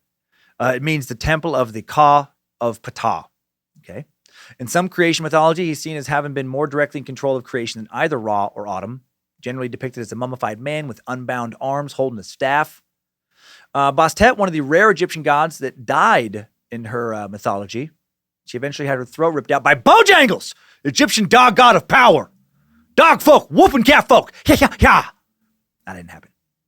Be kind of cool if it did, though. Next up, Geb, father of snakes. We mentioned Geb in the creation myth earlier. Geb was the Egyptian god of the fertile earth and barren desert, associated with fertility. Said to have laid the egg from which the sun was hatched. Associated with the goose. All right, it's random. He was known as the Great Cackler sometimes, and his laughter was thought to cause earthquakes. So he's associated with snakes and geese. Okay. Also mentioned in some pyramid texts as imprisoning the buried dead within his own body. Also associated with vegetation and healing. So many gods. So many guys. I keep thinking it must have been so hard to keep track of all this back in ancient Egypt. But I have to remember, we're looking at the entire history of the worship of these gods that span thousands of years. At the time, during, one generation's lives, I'm sure it didn't change that much. I'm sure it was kind of agreed upon. If you look at the giant history of any religion or culture, you'll see lots of change, but not probably felt so dramatically for any particular lifespan. Now let's talk about cows. More cows after last week's very disturbing bovine references. Let's talk about the goddess of cows, Hathor. Old Yahim Kroll from last week, he might have worshipped this god. Speaking of Yahim, time for one of today's sponsors. Another one of today's sponsors. Today's Timesuck is brought to you by Kroll's Cafe and Malt Shop. Hello, fellow dino and sexy car lover. This is Yahim Kroll, and I want you to come to my cafe down in Strussel Sauerkraut. We have the finest chocolate malts, the sexiest hamburgers, but mostly people come for the blue light specials. This week we have a nice finger steak surprise. That is really all I can say about it. It's quite chill, but well worth it. And be sure to bring in the kiddies and check out the wonderful children's menu. Bring in the kidneys and I will cover the happy plates with copious amounts of semen. Our semen brand fry sauce is quite delicious. Rich and creamy recipe made every morning by myself in-house. So come on down to Crow's Cafe, where it is always mostly beef. I promise. Okay, now we're back to the gods. If you listened to last week's episode, you know exactly how messed up that was. If not, don't even worry about it. Don't even worry about it. Before we move on to the gods, actually, time for some real sponsors, finally. Real good companies with real good deals that I hope you take advantage of.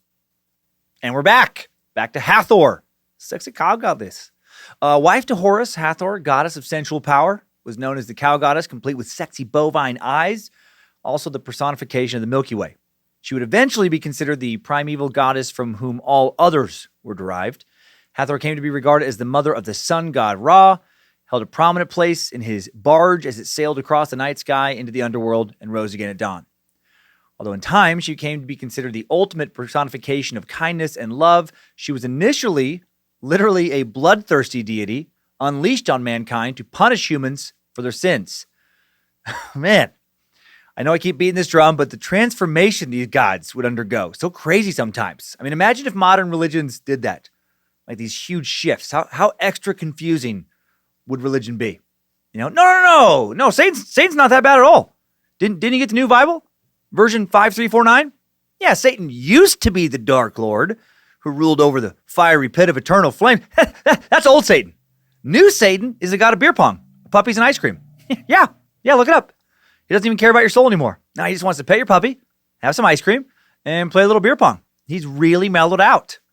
And you might want to stop praying to Jesus for salvation. Jesus doesn't care about it anymore. That's old Jesus. New Jesus is the god of shotguns and light bondage. All new Jesus wants to do is shoot some clay pigeons and spank your ass until you yell your safe word. Times have really changed. That is basically what happened in Egypt.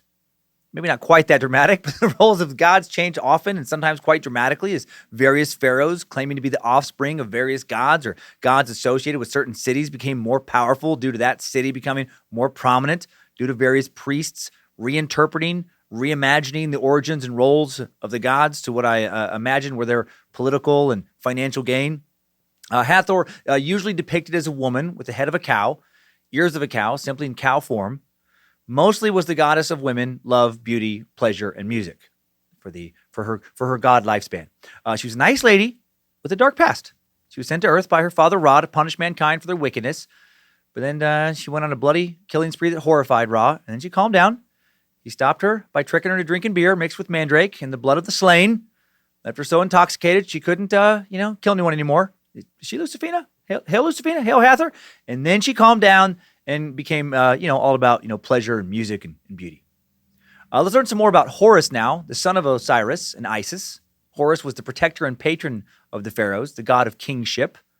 Raised by his mother in secret after the death of Osiris, and waged an 80-year battle with Set, also known as Seth, god of desert, storms, envy, disorder, violence, and foreigners, to avenge his father's death and take back the throne of Egypt. And I got to say before I move on, Set, way cooler Egyptian god name than Seth. Seth is such a funny god name to me. The battle of the gods is set to begin. Osiris's death will be avenged. The great Horus, god of kings, will do battle with Seth, great god and son of Randy and Michelle. Seth is just too linked to my brain to a regular old modern name to sound cool as a god's name. Horus typically portrayed as the ideal son to which all sons should aspire to emulate. Horus, the last born of the first 5 original gods. Also, according to the Egyptian historian Jimmy Dunn, Horus is the most important of the avian deities, who takes on so many forms and is depicted so differently in various inscriptions that it is nearly impossible to distinguish the true Horus. Horus is mostly a general term for a great number of falcon deities. Yeah, to make it even more confusing. Let's move on, learn a little bit about Horus's mother, Isis, wife of Osiris. Isis brought Horus the hawk, good boy son, hungry man Salisbury steak dinners and let him live in her basement until he was 37. But she is Horus's mother. She was also, as we said before, Osiris's sister. Gross. She was also the sister of Set, a.k.a. Seth, son of Randy and Michelle, and Nephthys. Isis was Egypt's most popular goddess, was worshipped beyond her borders, even had a temple in Roman London, made it all the way to England. She was seen as a celestial wife and mother, also a healer and protector. Isis was worshipped primarily as the goddess of good fortune, sea, and travel. And her popularity spread across the Mediterranean. As I just mentioned, spread, all the way to England. Sailors revered her. A festival held every spring became associated with Isis, was later known across the Roman world as the Navigium Isidis. Many cities that depended on maritime trade, such as Pompeii, looked to Isis to defend them from the wrath of capricious Neptune. One of the best preserved temples of Isis, actually found in Pompeii, built in the 1st century CE. Its frescoes depict Isis as Roman worshippers would have imagined her, in Hellenized form, rather than having Egyptian qualities. In Roman cities, she was linked with Fortuna, goddess of luck, Venus, goddess of love. The 2nd century CE writer Plutarch likened her to Persephone, consort of Hades, lord of the underworld. All these gods getting all mingled. Egypt and Rome. Greece, her viral spread around Europe began with the conquest of Alexander the Great. When Alexander, king of the ancient Greek kingdom of Macedon, conquered Egypt in 332 BCE, the worship of Isis would flourish and expand beyond Egypt. Rather than censor Egyptian traditional religion, Alexander embraced it. While visiting the city of Memphis, Alexander made sacrifices to Apis, an Egyptian bull god, also associated with Osiris, and connected the deity's power to his own reign. Following Alexander's death in 323 BCE, one of his generals, Ptolemy Soter, took control of Egypt, continued the practice of religious tolerance. His dynasty, the so-called Ptolemies, we learned about in the Cleopatra-suck, so much incest, would continue to unite the new Macedon elite with the local Egyptian population through the adoption of the Egyptian faith. Under Ptolemaic rule, aspects of Osiris and Apis combined with traits of Greek gods, including Zeus and Hades, to create a syncretic deity, Serapis.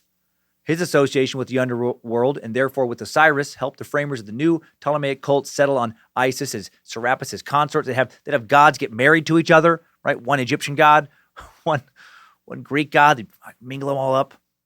Their center of worship was in Alexandria, a major commercial center for the Ptolemies. To Alexandrian merchants, Isis and Serapis became associated with prosperity, in addition to the afterlife, healing, and fertility. Most often represented as a beautiful woman wearing a sheath dress and either the hieroglyphic sign of the throne or a solar disk and cow's horns resting upon her head. Hail, Lucifina! Occasionally, she was represented as a scorpion, a bird, a sow, or as a cow. They love their cows. Less hail, Lucifina. As we mentioned earlier, Isis said to have retrieved and reassembled the body of her husband Osiris after he was tricked and killed by his brother Set, and his body strewn to the four corners of the earth. And then she built him a new ween, and when she couldn't find his old one, she then impregnated herself with this new ween to give birth to Horus. Then she was the goddess of life, the winds, the heavens, magic, and beer, which partially does explain why she was so popular. Good to be the goddess of beer. Easier to go viral and spread around Europe. If you're the beautiful goddess of magic, beer, heaven, naval protection, as opposed to being like the homely goddess of taxes, prune juice, and I don't know, fucking cow poop. Now on to the goddess Nut, spelled nut, said Nut. Nut was the sky goddess and is depicted as holding up the sky on her back, often depicted as a woman arched over the earth god Geb, sometimes depicted as a celestial cow that, man, it couldn't get over their cows. I feel like the ancient Egyptians loved cows almost as much as old Joachim Kroll loved cows. Her body, blue, covered in stars. Nut became pregnant with 5 children, and Ra forbade her from giving birth during the official calendar year. The ancient Egyptian calendar consisted of only 360 days a year, 12 months of 30 days, 24 hours within those days. She asked for some help from Thoth, god of the moon, scripture, science, messenger, and recorder of the deities, master of knowledge, patron of scribes. It has been said that Thoth was secretly in love with Nut, didn't hesitate when she asked him for his assistance. Thoth was able to play dice with the moon, granted Nut 5 extra calendar days in order for her to give birth to her 5 children: Osiris, Isis, Set, or Seth, son of Randy and Michelle, Nephthys, and Horus the Elder. Nut swallows the setting sun each evening, gives birth to him each morning, often depicted on the ceiling of tombs and inside of coffin lids. Now a bit more on Osiris. We mentioned he became the god of the dead after he was killed by his brother Set, a.k.a. Seth, son of Randy and Michelle, and then he became responsible for judging the dead. Osiris, not just the ancient Egyptian god of the dead, but the god of resurrection into eternal life, ruler, protector, and judge of the deceased. And before all that, god of the pharaoh, a role taken over by his son Horus. Osiris, usually illustrated as looking like the pharaohs, wearing an Atef crown with ram's horns, carrying a crook and flail. Lower body usually depicted being mummified. Face is either blue, color of death, black, the color of fertile earth, or green, the color of resurrection. Real quick, let's explain this crook and flail a bit. What are those, you may be asking? Knowing the original function of the crook and flail helps us see how they were used as symbols representing roles of the pharaoh. The crook was known as the Heka in Egyptian, originated from the staff known as awit. Shepherds used it to protect their sheep. The crook represented the pharaoh's role as the shepherd for the people of Egypt. The flail was known as the nekak in Egyptian. Nekaka, I think. It was a rod with 3 strands of beads attached to the top. Although historians cannot agree exactly what this was used for, there are 2 primary interpretations. The first is that it was a weapon used to defend the flock of sheep. In this interpretation, the flail represented the pharaoh's responsibility to establish the order through punishment if necessary, essential to sustaining society. Second interpretation is that the flail was used as an agricultural tool to thresh grain. In this interpretation, the flail represented the pharaoh's role in providing for the people of Egypt, protecting land that could grow food for people. Together, the crook and flail used to represent the 2 most important roles of the pharaoh. You got to protect the people, got to guide them. You got to have them, make sure they have land to grow their crops. And check out this little Osiris Timesuck mythology connection. I thought this was super cool. Osiris became one of the most revered gods in Egypt, and even throughout the civilized world in the millennia before the appearance of Christianity. His origins still remain pretty obscure.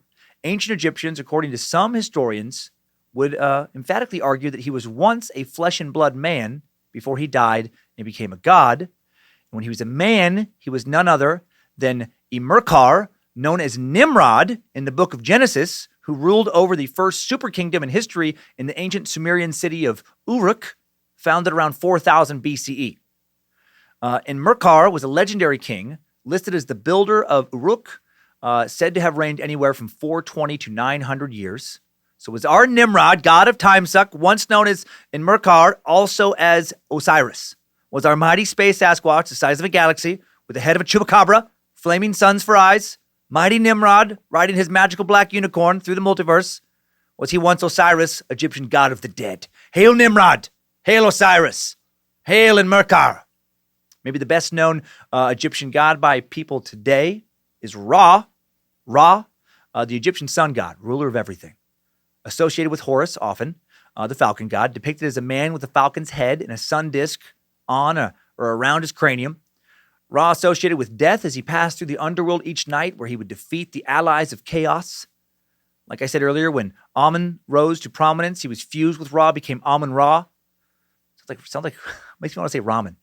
And he became Ramen Noodle, god of the noodle. Sometimes Ra was also merged with Horus and became Ra Horakti, Ra, who is Horus of the 2 horizons. A little complicated. Before the rise of Amun, Ra, like Ptah at times, was seen as the principal creator and the king of the gods, OG king of the gods, original sun god. Ra represented in a variety of forms. The most usual form was a man with the head of a falcon and a solar disk on top and a coiled serpent around the disk. Other common forms are a man with the head of a beetle, a man with the head of a ram.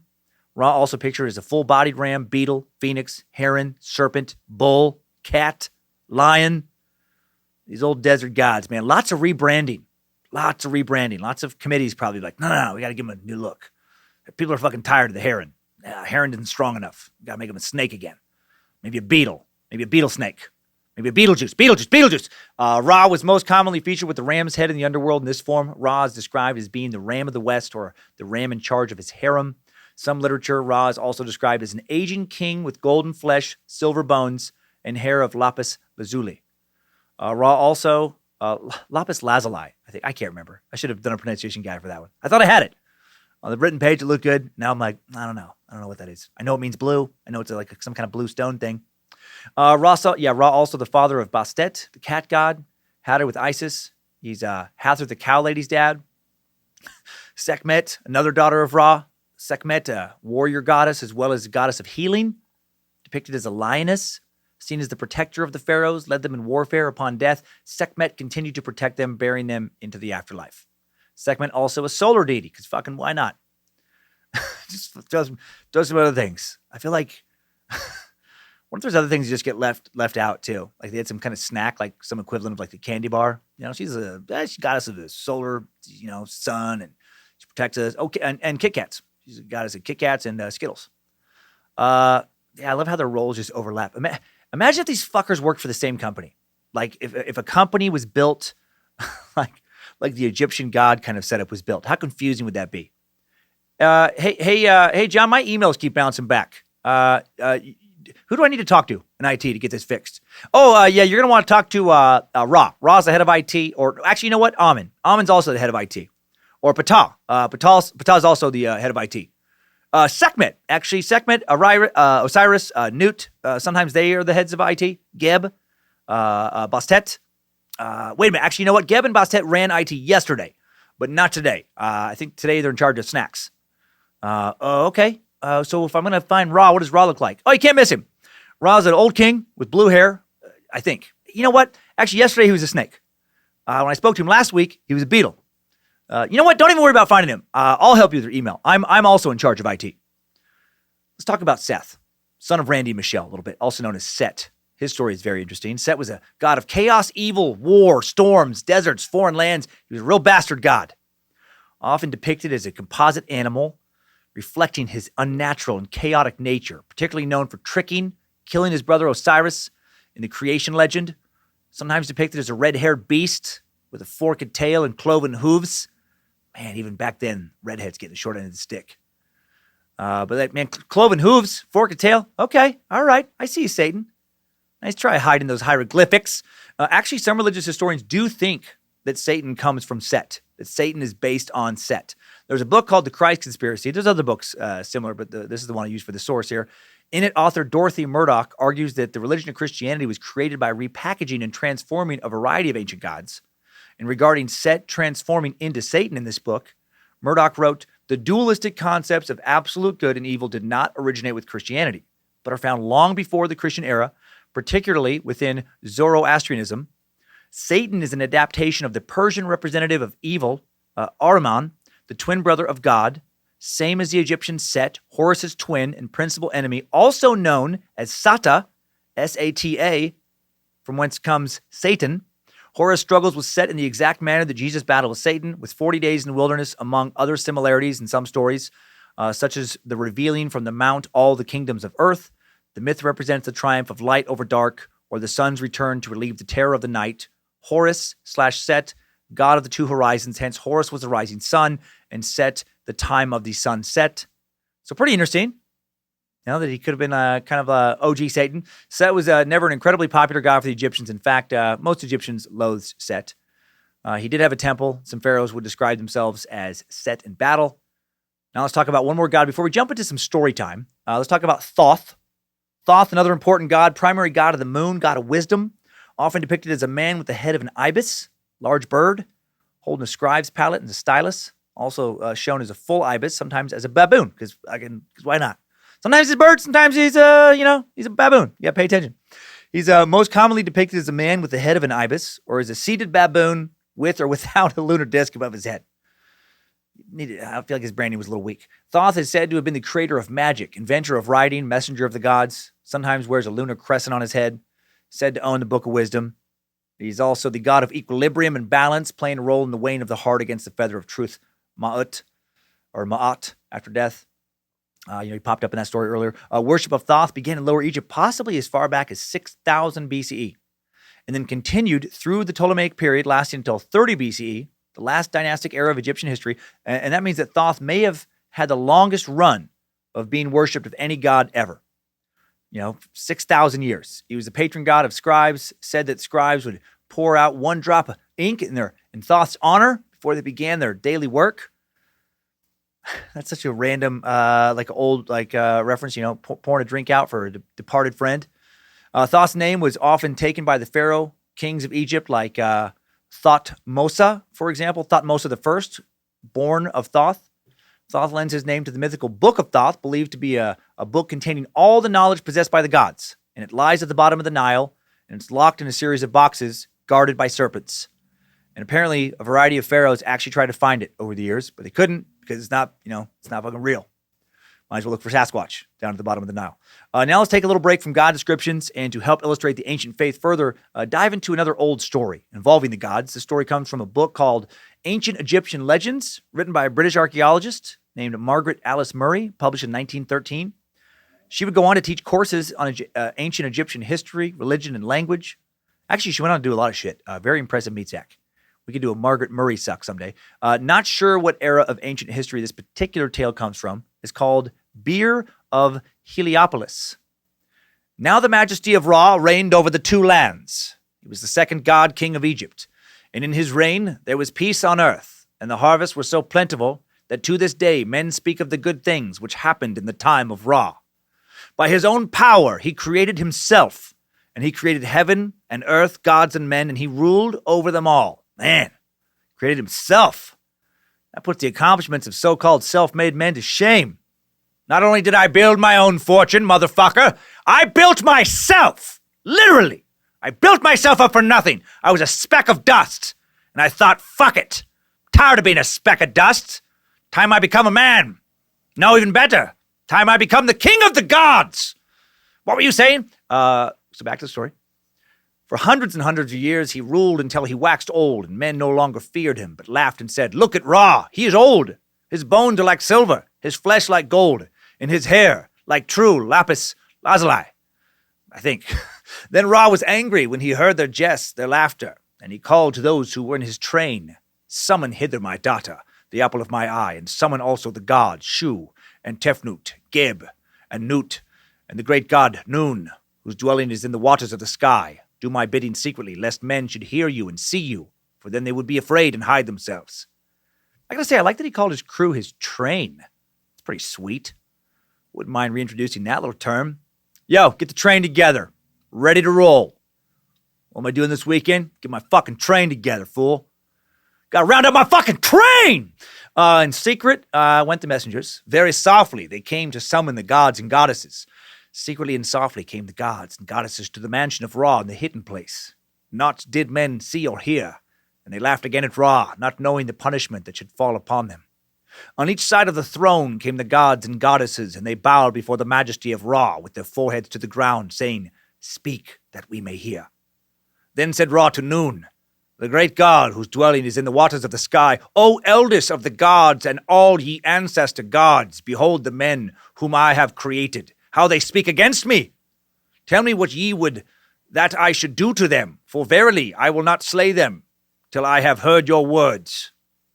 Who the hell is this Nun guy? I thought Ra built himself. How's this guy more ancient than him? Let me explain really quick who this Nun guy is.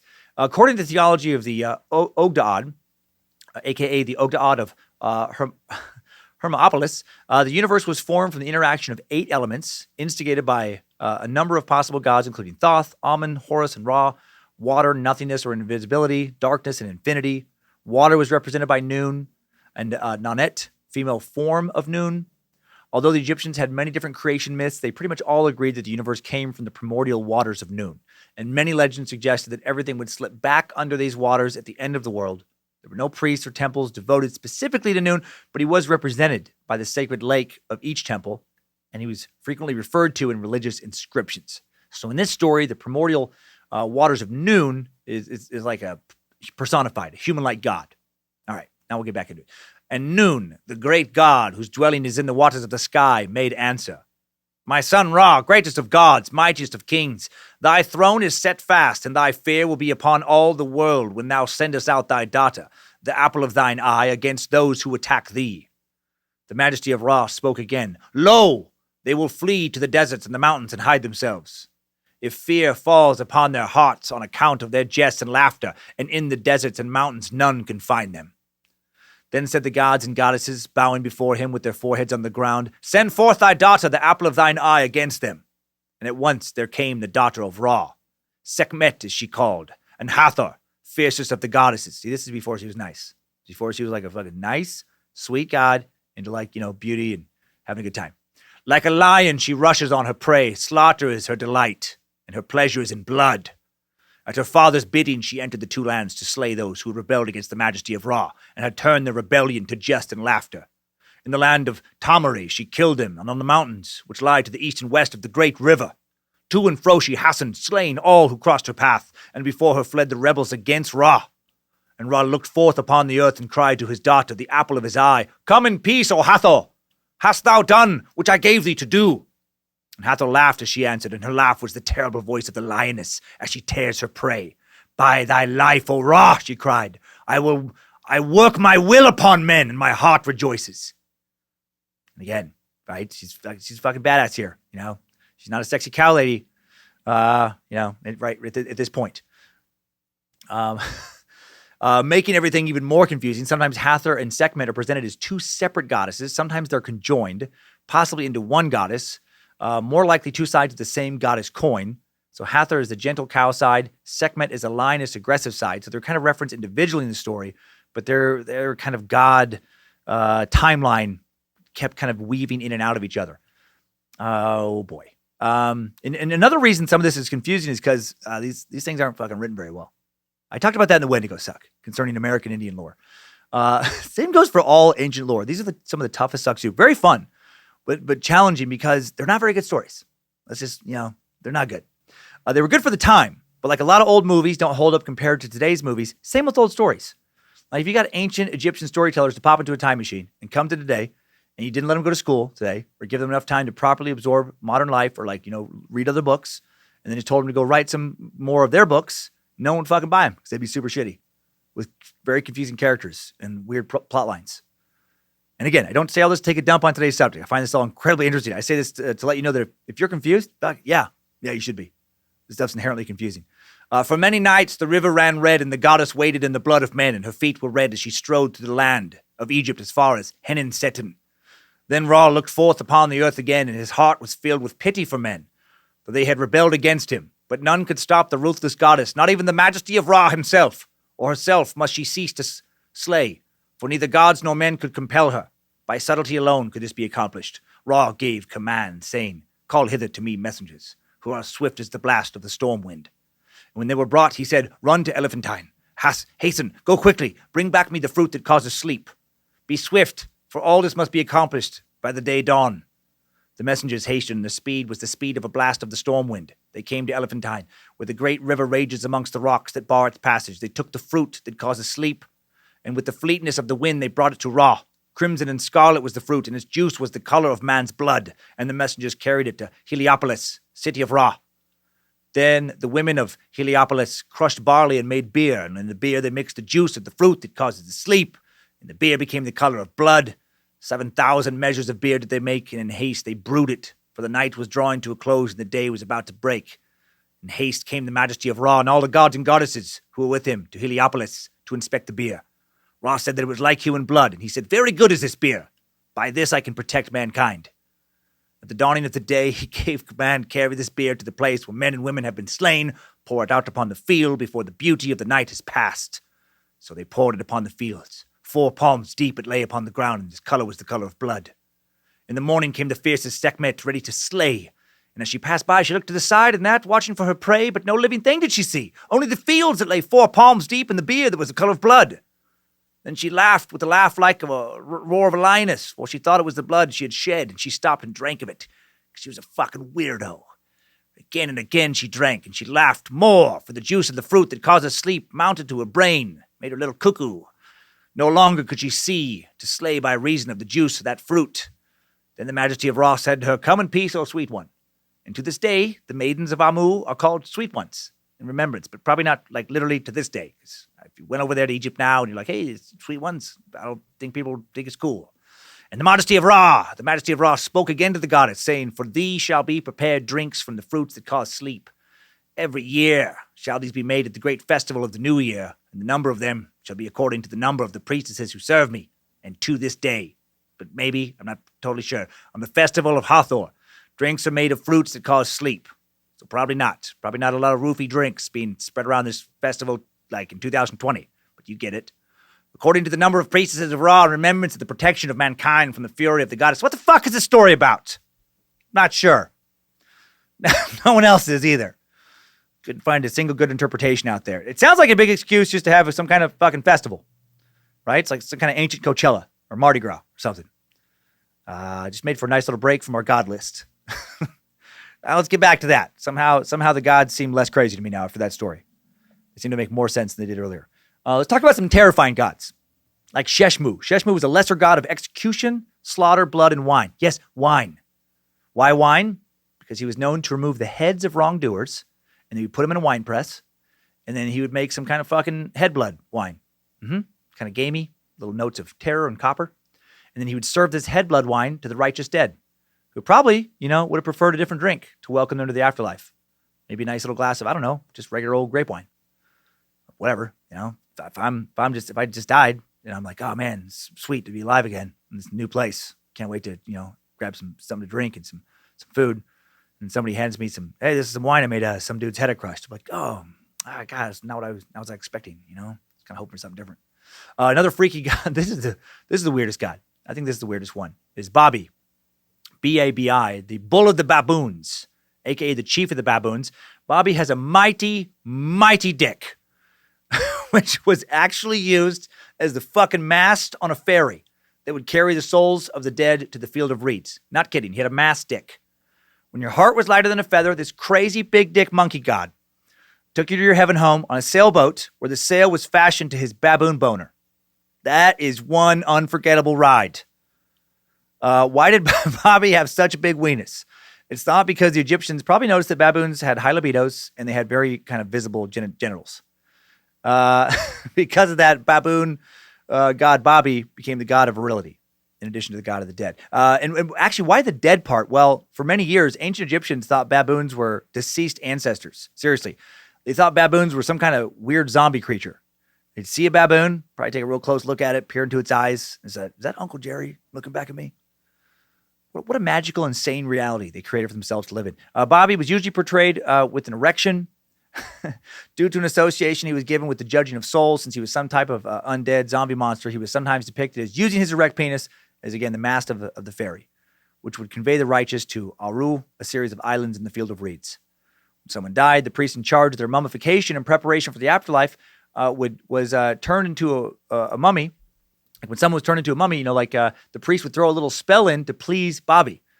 One spell in an Egyptian funerary text identifies the deceased person's phallus with Babi, ensuring that the deceased would be able to have sexual intercourse in the afterlife. They had all these rituals for all these gods. So when you died, you're wrapping up your mummy, you're also doing all these little incantations and spells, and they would actually think that if they forgot this one spell to Babi, then you don't get to fuck in the afterlife, which would suck. You make it to the field of reeds, you're young again, you're home, your wife is young again, she's with you, nothing but time to fuck. And then you're like, my dick doesn't work because I got the cheap priest. My kids went cheap on the priest and they didn't do the right magic baboon spell. They did the right monkey spell. And I know baboons aren't monkeys, by the way. They're primates, but monkey's a funnier word to me. Babi was also associated with feasting on entrails. Dude loved eating guts almost as much as he loved having a huge dick. He was super cool. Everyone loved it when Babi showed up at the party. Hide your guts, everybody. Babi's here. Hope you don't mind seeing a, bunch of dick possibly getting knocked to the ground when he turns around by his big old mass dick. It's classic Babi. Babi also viewed as devouring souls of the unrighteous after they'd been weighed against Mat or Mahat. He works with Amit, the gobbler in some tales. These two shitty monsters would tag team your soul's ass if you didn't live a righteous life in some stories. Sunday! We have a death match between the soul of a shitty dad, shittier husband, and man always a little light with his temple tributes! And now his too heavy heart has to face off against the tag team underworld champions, Amit, the Gobbler, Lion, Hippopotamus, Crocodile Thingy, and Babi, the Big Dick Baboon, with a heart-on you can sail with and an endless hankering for entrails. We'll sell you the whole seat, but you'll only need the edge. Babi and Amit, also both said to stand by a lake of fire in some stories. Lake of fire representing destruction. Interesting that the Egyptians also had a lake of fire. Is all of hell just like some kind of big example of plagiarism? Or does it really exist and has always existed and just been known by different names? Please don't be that. I've told too many scary demonic stories on the Scared to Death podcast. I'm starting to think that it might be that. Finally, in some tales, Babi said to be the firstborn son of Osiris. Now let's talk about some cannibalism. The streak continues. 3 weeks. We've covered a lot of cannibalism over the past 2 weeks. I was thinking going into this one, maybe the Egyptian gods will take a nice break from eating people. Nope. Meet Mahas. Couldn't find a pronunciation guide for any of his names. So I'm guessing Maahes, little known god. Mahis, the flesh-hungry son of the very famous Bastet and Ra. Mahis, also spelled Mihos, Mysis, Mios, Mahis, Mahes. God associated with war and weather, two things Egyptians felt were both extremely chaotic. Also associated with the lotus and knives and devouring captives. What an interesting assortment of things he was responsible for. Why did he eat prisoners? No idea. Never said. He was a weird, crazy god of few words. He liked flowers, knives, storms, and eating people. And he doesn't give two shits if you don't like that. Mahis is pictured as a man with the head of a male lion, sometimes holding a knife, and also a bouquet of lotus flowers. He was said to fight Ra's arch enemy, the serpent Apep, during Ra's nightly voyage. Let's meet Apep now, and then some other monsters. In Egyptian religion mythology, there were monsters and mythical creatures in addition to gods. Some of the figures just didn't quite rise up to the level of actual deity. Instead, they showed up in stories as either symbols of power or ruthlessness, or as figures to be invoked as warnings to mischievous children, like the monsters we learned about in the Slavic folklore of the Baba Yaga suck, and the Germanic monsters from the Grimm's fairy tales suck. Let's meet some Egyptian monsters. And we'll start with this big-ass snake. Considering that Egypt and the Nile in general loaded with snakes, that would of course be a supersized, supernatural son of a bitch and snake in their mythology. And Egypt does have some nasty snakes, like the Egyptian cobra. Extremely venomous. Can reach almost 9 feet in length, which is huge for a cobra. The scariest Egyptian snake ever, though, Apep. Apep, the arch enemy of Ma'at, opposite of balance. Apep was a giant, stretched 50 feet from head to tail. According to legend, every morning the Egyptian sun god Ra engaged in a heated battle with Apep, coiled just below the horizon, could only shine his light after vanquishing his foe. What's more, the subterranean movements of Apep said to cause earthquakes. And its violent encounters with Set, a.k.a. Seth, son of Randy and Michelle, Egyptian Satan, god of the desert, spawned terrifying thunderstorms. If he caused earthquakes and tried to eat the sun every day, I just feel like he should have been bigger than 50 feet long, right? I'm not saying it's not impressive, but come on. No 50-foot snake's going to cause earthquakes, eat the sun. I'm disappointed in Apep. Apep was sometimes called the enemy of light. All right. Okay, that's a pretty sweet nickname. I'm back to being impressed. Next mythical Egyptian creature is Bennu, bird of fire. Bennu, likely the ancient source of the Phoenix myth, at least according to some authorities. I definitely have a tattoo of this guy on my upper back. Had it for the past 20 years. Actually, it's one of my first tattoos, and I fucked up. I wanted a phoenix, and I didn't look at the phoenix that I wanted, and I picked this Egyptian phoenix, then everybody thought it was a stork. Looks kind of like a stork, but it is a phoenix. I like the symbolism of it rising up from the ashes. Bennu, the bird god, was a familiar or animal assistant of Ra, as well as the animating spirit that powered creation. In one tale, Bennu glides over the primordial waters of Nun, the father of the Egyptian gods. More important for later European history, Bennu associated with the theme of rebirth, wound up being immortalized by the Greek historian Herodotus as the phoenix, which he described in 500 BCE as a giant red and gold bird born anew every day like the sun. Additional details about the mythical phoenix, such as its periodic destruction by fire, added later after it left Egypt. But some speculation that even the word phoenix is a distant corruption of Bennu. So they do think that the European phoenix came from Egypt. Now for a very old monster you've probably heard of, might be Egyptian, could be even older than being ancient Egyptian. The griffin. The ultimate origins of the griffin shrouded in mystery, this fearsome beast mentioned in both ancient Persian and ancient Egyptian texts. The oldest known image of a griffin appears on an ancient Egyptian cosmetic palette, an ornate flat piece of metal used by ancient Egyptians to grind up makeup on. Comes from 3300 BCE. It's called the Four Dogs palette, on display at the Louvre in Paris. Yet another chimera, like Amit. The griffin has the head, wings, and talons of an eagle, all of that grafted onto a lion's body. Since both eagles and lions are hunters, it's clear that the griffin served as a symbol of war. Also did double duty as the king of all mythological monsters in Egypt. On the premise that evolution applies every bit as much to mythical creatures as it does to people made out of flesh and blood, the griffin must be one of the best adapted monsters in the Egyptian pantheon. Still going strong today in the public imagination. Pretty impressive that the griffin was captivating Mythsack's imagination in the 34th century BCE, over 5,000 years ago. And then still captivating imaginations today, showing up in places like the Harry Potter universe.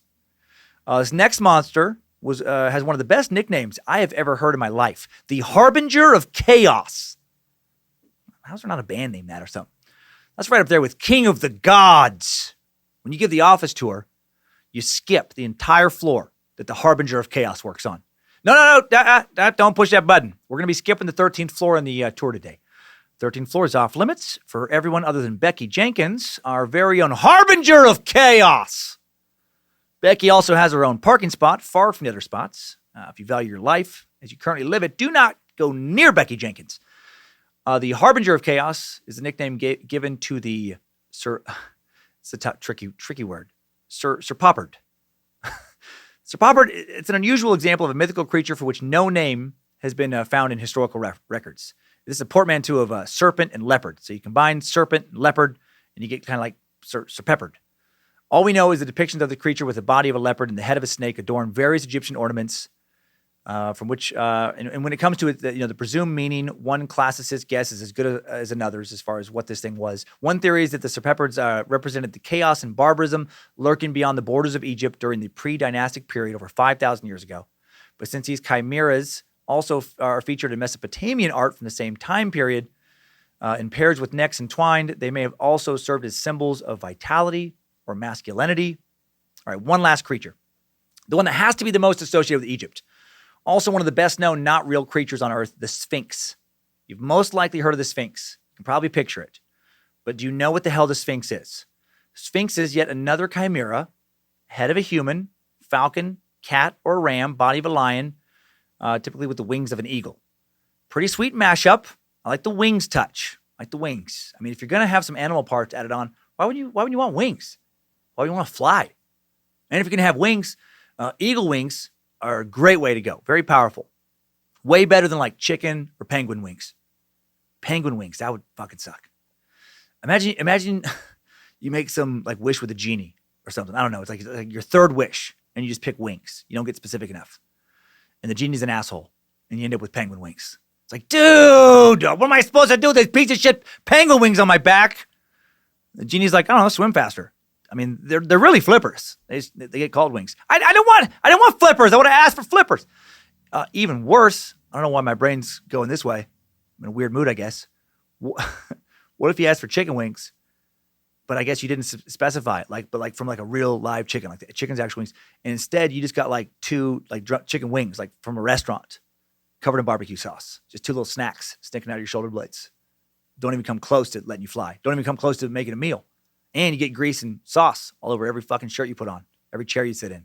Hey, not on the sofa. Dude, do not set your creepy chicken wing ass on my sofa. I just had it reupholstered.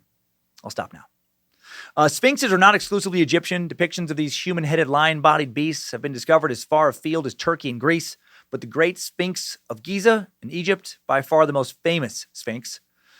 Two main differences between Egyptian Sphinxes and the Greek and Turkish variety. The former invariably have the head of a man and are described as unaggressive and even-tempered, while the latter are often female and have an unpleasant disposition. Well, a little shade thrown toward the ladies.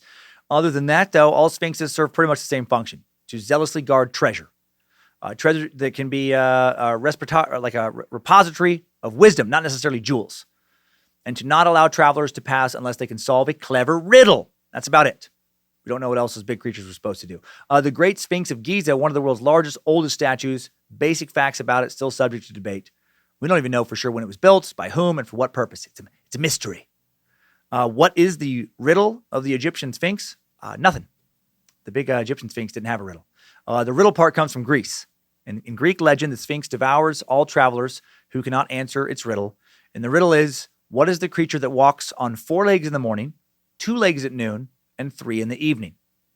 And then the hero in this story, Oedipus, gives the answer, man, causing the Sphinx's death. Right? Crawls in the morning, walks upright most of its life, and then has a cane as it gets old. Let's end on another myth today. No idea when exactly this one was first told, just like the previous myth. Only know it comes from ancient Egypt, and that it was first told no earlier than the 6th century BCE, because that's when the ruler mentioned in the story was in power. Other characters referenced also come from the 6th century BCE. So sometime, probably slightly after that. This one could easily be the origin of the Cinderella story. It's known as the girl with the rose-red slippers. In the last days of ancient Egypt, not many years before the country was conquered by the Persians, she was ruled by a pharaoh called Osiris, so as to strengthen his country against the threat of invasion by Cyrus of Persia, who was conquering all the known world. He welcomed as many Greeks as wished to trade with or settle in Egypt, and gave them a city called Nikratis, to be entirely their own. In Nikratis, not far from the mouth of the Nile that flows into the sea at Canopus, there lived a wealthy Greek merchant called Charaxos. His true home was in the island of Lesbos, and the famous poetess Sappho was his sister, but he had spent much of his life trading with Egypt, and in his old age he settled at Nikratis. One day he was walking in the marketplace. He saw a great crowd gathered around the place where the slaves were sold. Out of curiosity, he pushed his way into their midst, found that everyone was looking at a beautiful girl who had just been set up on the stone rostrum to be sold. She was obviously a Greek, with white skin and cheeks like blushing roses, and Charaxos caught his breath, for he had never seen anyone so lovely. Consequently, when the bidding began, Charaxos determined to buy her, and being one of the wealthiest merchants in all of Nikratis, he did so without much difficulty. When he had bought the girl, he discovered that her name was Rhodopis, and that she had been carried away by pirates from her home in the north of Greece when she was a child. They had sold her to a rich man who employed many slaves on the island of Samos, and she had grown up there, one of her fellow slaves being an ugly little man called Aesop, who was always kind to her and told her the most entrancing stories and fables about animals and birds and human beings. But when she was grown up, her master wished to make some money out of a beautiful girl, and he had sent her to rich Nikratis to be sold. Charaxos listened to her tale and pitied her deeply. Indeed, very soon he became quite besotted about her. He gave her a lovely house to live in, with a garden in the middle of it, and slave girls to attend on her. He heaped her with presents of jewels and beautiful clothes, and spoiled her as if she had been his own daughter. One day a strange thing happened as Rhodopis was bathing in the marble-edged pool in her secret garden. The slave girls were holding her clothes and guarding her jeweled girdle and her rose-red slippers, of which she was particularly proud, while she lazed in the cool water, for a summer's day, even in the north of Egypt, grows very hot about noon. Suddenly, when all seemed quiet and peaceful, an eagle came swooping down out of the clear blue sky, straight down as if to attack the little group by the pool. The slave girls dropped everything they were holding and fled, shrieking to hide amongst the trees and flowers of the garden. And Rhodopis rose from the water and stood with her back against the marble fountain at one end of it, gazing with wide, startled eyes. But the eagle paid no attention to any of them. Instead, it swooped right down and picked up one of her rose-red slippers in its talons, soared up into the air again on great wings, and still carrying the slipper, flew away to the south over the valley of the Nile, so glad it didn't have shitty little penguin wings, or even worse, like little barbecue chicken wings. Rhodopis wept at the loss of her rose-red slipper, feeling sure that she would never see it again, and sorry also to have lost anything that Charaxos had given to her. This whole story's fucking weird, right? I would think after all she's been through. Why would she give a shit about losing a slipper? I mean, she was stolen from her parents, raised as a slave, sold to be someone else's slave. Now she has slaves taking care of her, lives in some sweet estate, or wears shit like jeweled girdles, some creepy old man, all into her. He'll do whatever she wants. Fuck your shoe, lady. You don't need to worry about shoes anymore. That's your old life. Just be happy that eagle didn't peck your eyes out or something. And how weird is it this is a love story, yet she was bought by this guy who, clearly has romantic interest in her, but also sees her as a daughter. What's going on in this story? Different times. Very different times. Back to the story. The eagle seemed to have been sent by the gods, perhaps by Horus himself, whose sacred bird he was. For he flew straight up the Nile to Memphis, then swooped down towards the palace. At that hour, Pharaoh Amasis sat in the great courtyard, doing justice to his people and hearing any complaints that they wished to bring. I bet he did. It feels like propaganda. Down over the courtyard swooped the eagle and dropped the rose-red slipper of Rhodopis onto the pharaoh's lap. All right, I think I see where this is going. The people cried out in surprise when they saw this, and Amasis, too, was taken back. But as he took up the little rose-red slipper and admired the delicate workmanship and the tiny of it, he felt that the girl for whose foot it was made must indeed be one of the loveliest in the world. She had a huge foot fetish. He was got a real boner, and he was all excited about it. Indeed, Amasis the pharaoh was so moved by what happened that he issued a decree. He said, "Let my messengers go forth through all the cities of the Delta, and if need be into Upper Egypt, to the very borders of my kingdom. Let them take with them this rose-red slipper, which the divine bird of Horus has brought to me, and let them declare that her from whose foot this slipper came shall be the bride of the pharaoh." Then the messengers prostrated themselves, crying, "Life, health, strength be to the pharaoh! Pharaoh has spoken, his command shall be obeyed!" And then quietly, they're like, "Fucking weirdo. Fucking, seriously? Just whoever fits in that? Fucking dumb." So they set forth from Memphis and went by way of Heliopolis and Tanis and Canopus until they came to Necrotus and Batacus and Here they heard of the rich merchant Coroxus, and how he had brought the beautiful Greek girl into slave markets, and how he was lavishing all his wealth upon her as if she had been a princess, put in his care by the gods. So they went into the great house beside the Nile and found Rhodopis in the quiet garden beside the pool. When they showed her the rose-red slipper, she cried out in surprise that it was hers. She held out her foot so that they could see how well it fitted her, and she bade one of the slave girls fetch the pair to it, which she had kept carefully in memory of her strange adventure with the eagle. Then the messengers knew that this was the girl whom Pharaoh had sent them to find, and they knelt before her and said, "The good god Pharaoh Amasis, life, health, strength be to him, bids you come with all speeds to his palace at Memphis. There you shall be treated with all honor and given a high palace in his royal house of women, for he believes that Horus, the son of Isis and Osiris, sent the eagle to bring the rose-red slipper and cause him to search for you. Such a command could not be disobeyed. Rhodopis bade farewell to Coroxus, who was torn between joy at her good fortune and sorrow at his loss, and set out for Memphis. And then, before arriving in Memphis, Babi, that big dick baboon, popped out of the bushes and he screamed, "Bitch, I'm gonna eat your guts out!" That's exactly what he did. And he ate her fucking guts. And he ripped her heart out and he tossed it to that dirty hell beast, Amit the Gobbler. It was like, rah, rah, ah, fuck the story. And then they ceased to exist. The end. So yeah, that's not how the story ended. I thought about doing that to you guys, but I'm not going to do that to you guys. I wish it ended with that much absurdity. No, Rhodopis set out for Memphis, made it there safe and sound, and then it ends with, and when Amasis saw her beauty, he was sure that the gods had sent her to him. He did not merely take her to his royal house for women. He made her his queen and the royal lady of Egypt, and they lived happily together for the rest of their lives and died a year before the coming of Cambyses the Persian. I think I'm saying his name wrong, but King Cambyses II conquered Egypt in 522 BCE. And his conquest ended Egypt's 26th dynasty, began his 27th dynasty, known as the Persian period. So what did we learn about Egypt in that story?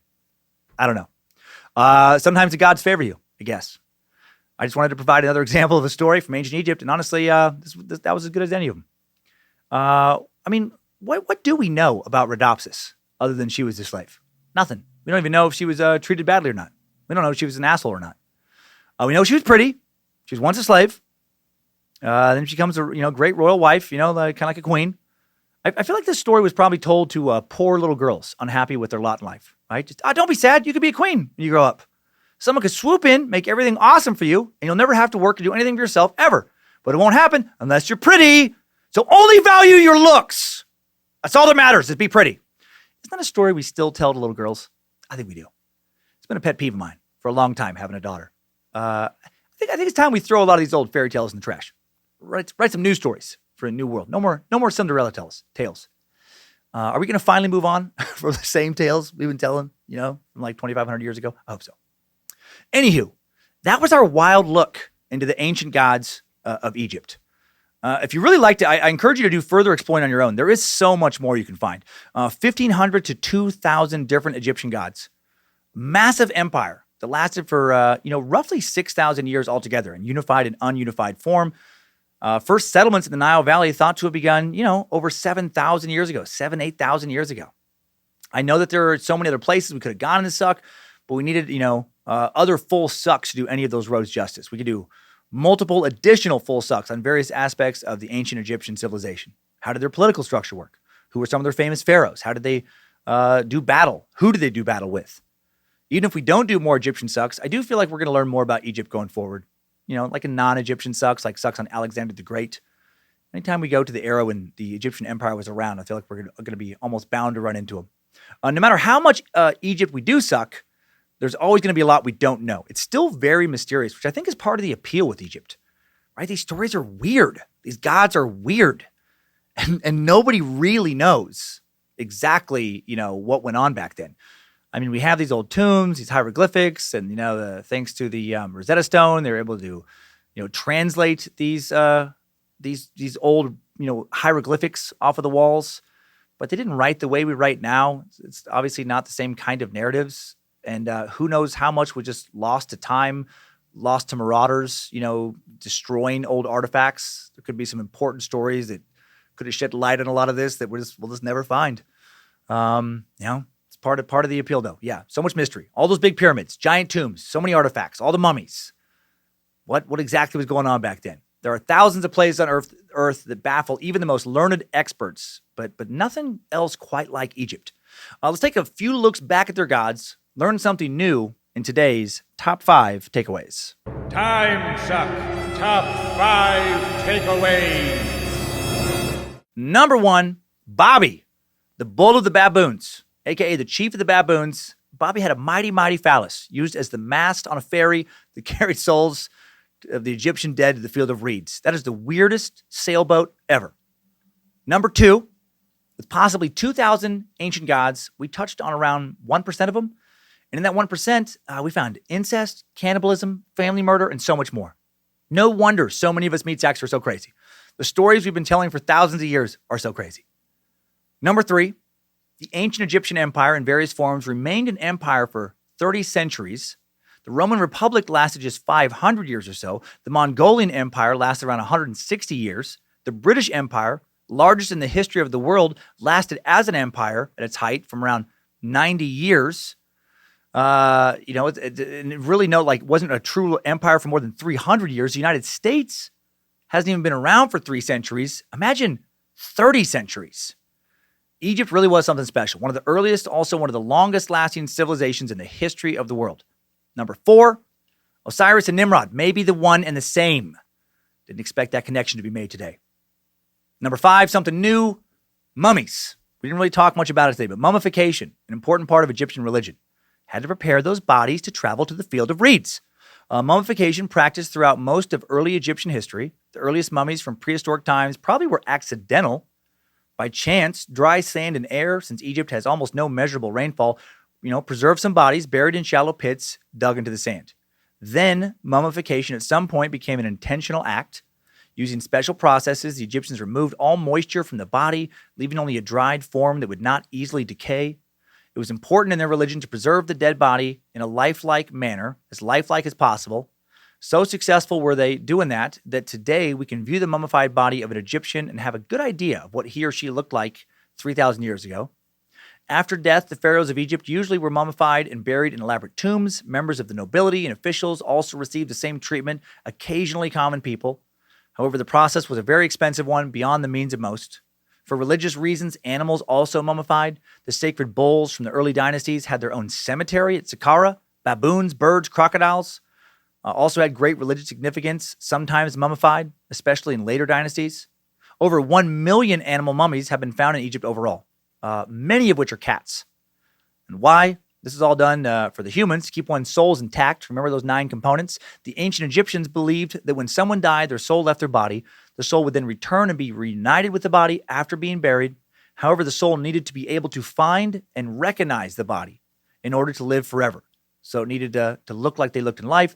And all the animals, all the artifacts also buried, all the animals mummified. Well, that was so one's home could be recreated, so they could find their old animal friends, find their old stuff in the Egyptian afterlife. Timesuck top 5 takeaways. And that's all for Egypt today.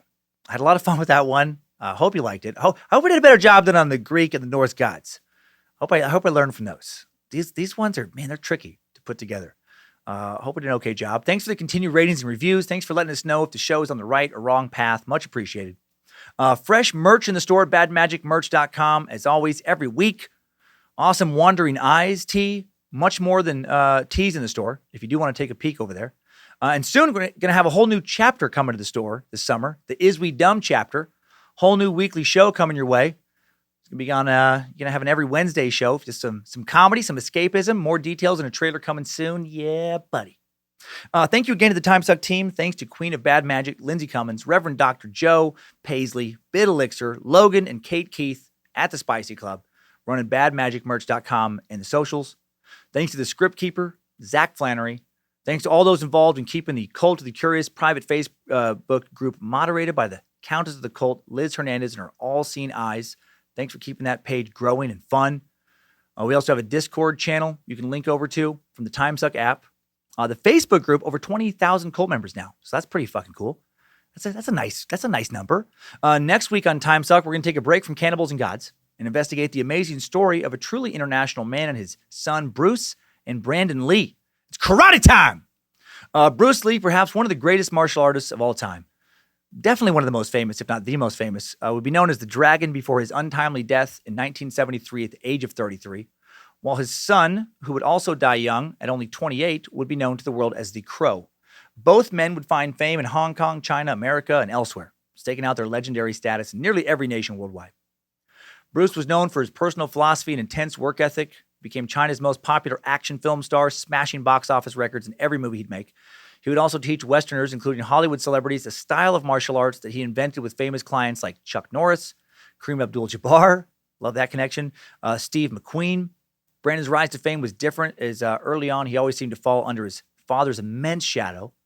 Then in 1994, Brandon had the opportunity to distinguish himself as an acting force in the underground comic book movie that became a huge cult classic, The Crow.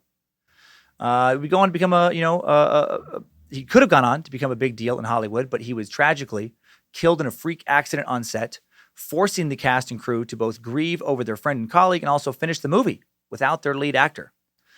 The Lee family story is one of unprecedented highs, some of the lowest lows. Some believe the family was cursed. Others believe both men were executed by members of the Chinese mafia. Is that true? Well, join us next week to find out for yourself who were Bruce and Brandon Lee, the Dragon and the Crow. Let's get to some great messages now today, right now on today's Timesucker Updates. Updates? Get your Timesucker updates. Our first update is a super cute one. Coming in from Top Shelf Sack, kick-ass dad, Mr. Christopher, who writes, all praise Lord Suckmaster. I discovered your show just a month ago. I've been running through them as fast as I can. Can't get enough. I'm only on episode 60, and it's just the best thing I've heard. I'm your age. I get almost every joke you make. I'm loving it. My 7-year-old son is a Slender Man fan and a fan of all that is creepy. He enjoyed learning the origins of Slender Man in that episode. He's at the age where YouTube people and shows like yours are where the cool people are. I was hoping you could give him a little shout out and say something cool like you always seem to do. It would make him extremely happy to hear his name coming from you on your show. He promises you he will send in a drawing of Slender Man and his version of Bojangles just as soon as he can. Thank you so much for what you do. Know that you've made a little boy happier than you might imagine.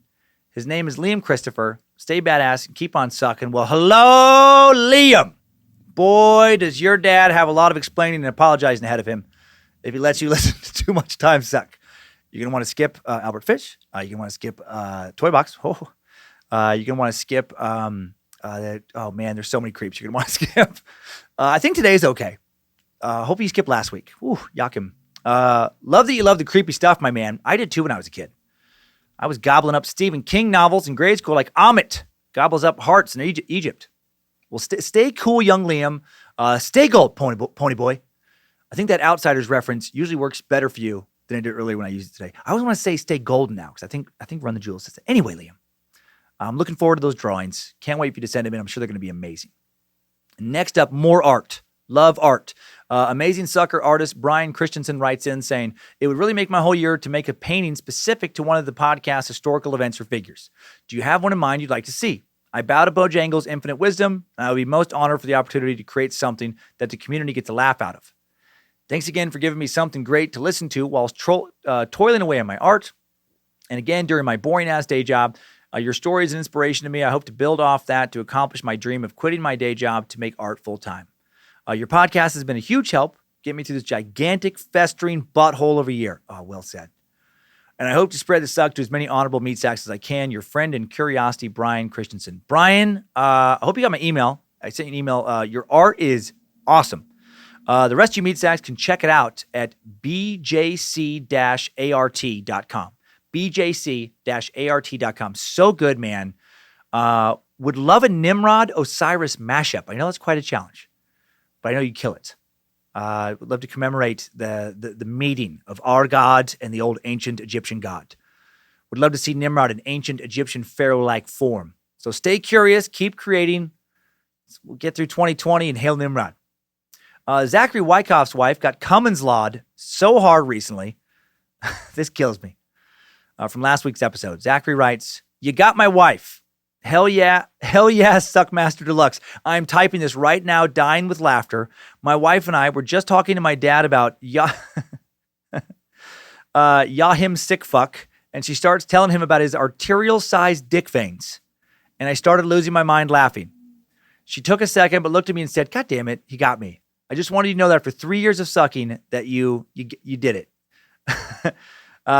This is the first for her, and in front of my dad, it makes it even better. You rock. Timesuck forever. Your faithful servant, Zach. P.S. My last name is Polish, so suck it. Love it. Love it, Zach. Hate that you're Polish. You and I both know that makes you a real-life monster. But other than that, awesome. I love that she thought that all of his veins from his legs changed and went to feed his copious amounts of semen-producing dick. That same nonsense sent top shelf sack Matt Coffee to the floor and freaked out his coworkers. This made me laugh so hard. Matt writes, Dear Master Sucker, Lucifina's crystal butt plug. Been following your comedy since I first discovered Pandora, and when I heard you had a podcast from your Drinking Bros interview, I was quickly hooked. Been trying to spread the suck for about a year now. Thank you. I'm usually better at sniffing out when your fun facts turn into bullshit, but this episode got me good. I was listening to your Yahim Kroll episode this Tuesday at work. When I got to your detour on his leg problems, I busted out laughing. My warehouse coworkers turned to stare at me, and courtesy dictated that I turn off my headphones before you said that none of it was true, and explained it to them. All I could gasp out between giggles was something like, there's a serial killer, cannibalist rapist, jerked off so much. It changed the circulation in his legs. Couldn't walk straight. Jerked himself into a permanent limp. That'll get you some weird looks.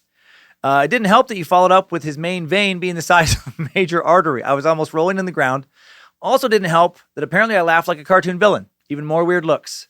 Then you had to ruin it by saying it was all bullshit. Can you imagine a world where there is a visual indicator of chronic masturbation? You see some dude limping around with shifty eyes and chiclet teeth and think, yeah, that dude chokes chicken way too much. But no such luck. Ended up having to let everyone within hearing distance know that I was cackling at something fake, so now I'm a liar as well as a psycho.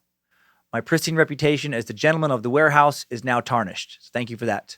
And thought you'd enjoy this. I was taking a 2-week anti-terrorism course in Kuwait one time when one of the instructors let it slip that he used to be Timothy McVeigh's prison guard. Yeah, you read that right. The classroom's collective reaction was, wait, what? And you know what he said about McVeigh? Not a fucking thing. It was basically, back when I used to be Timothy McVeigh's prison guard. What? Yeah, back in 99. So anyway, the common types of homemade explosives are, and that was it. That was all we could get out of him. So your episode on him helped me put to rest what was previously a mystery wrapped in an enigma taco. Thanks for that too. Love what you do. Makes the long hours go by a lot quicker. You may not remember, but your constant Michael McDonalding also helped me laugh my way through a pretty scary surgery. But aren't all vasectomies scary? Oh, that's right. Sorry for the short email. Keep on sucking, Matt. Love it, Matt. Fantastic message. Wouldn't change a thing. 3 out of 5 stars. Crazy about McVeigh's prison guard. Yeah, you'd think he'd have some stories there, right? And also, thank you for your service. Hail Nimrod. Hail Nimrod. I'm glad things worked out with your balls. And that really did make me laugh, just picturing that entire scenario you just painted. And now we will end on something sweet. Kind and fine sucker Michael Day O'Donnell has a question for me. He writes, what would Dan do? I'm a longtime spacer, longtime fan of the stand-up. I met you in D.C. during the Flat Earth Tour. I was so nervous, and it was the first semi-large venue I had been to in years. I just started my anti-anxiety medication. I'm a self-defined Christian, but not actively part of a church organization. Wife cheating on you with your pastor tends to discourage that. Yay. So I'm divorced, and for many years just trying to be civil to my ex. I was one amicable motherfucker. My dad has tried to put in the Christian perspective of, don't you want her to go to heaven? Yes, but it will be huge, and I will be on the other side. Then I heard your album. Not sure if I can call it that or stand up. Yeah, album's fine. Maybe I'm the problem. And you said you loved your ex and her new husband, and suddenly a light bulb went on. I do still and always will love her. I pledged that before my family and God. Just because she and I are different people doesn't change that we have children and history together. Now we're really close friends, and I feel such peace. Sorry for the long letter. Just wanted to know the good you put out in the world. In the meantime, I will try and resume my Christian path. Maybe first ask, what would Dan do? Sincerely, your loyal space lizard, slowly evolving meat sack, Michael Day O'Donnell. Well, thank you, Michael. Sorry you had a rough experience, real rough one, with your ex and your faith. And man, good for you for being able to put all that behind you. You know, as far as hate goes with your ex, yeah, no, I know it can be real hard not to hate him in a situation like that. But I feel like kindness usually wins in those situations, right? Like if you don't have kids together, then maybe, you know, you can just go your separate ways. I actually do kind of advocate just saying goodbye, moving on. No need to stay in the life of someone who's hurt you in that kind of way. But with kids, And you still have to raise them together. It's not their fault that either parent did anything. I think the best thing you can do is just try to, not throw the other parent under the bus, as hard as that may be in times. And because frankly, and also the kids just don't want to hear it, even if it's deserved. When they get old enough, they're going to have questions. And I think then you can be honest with them with the answers. I think they deserve some honesty.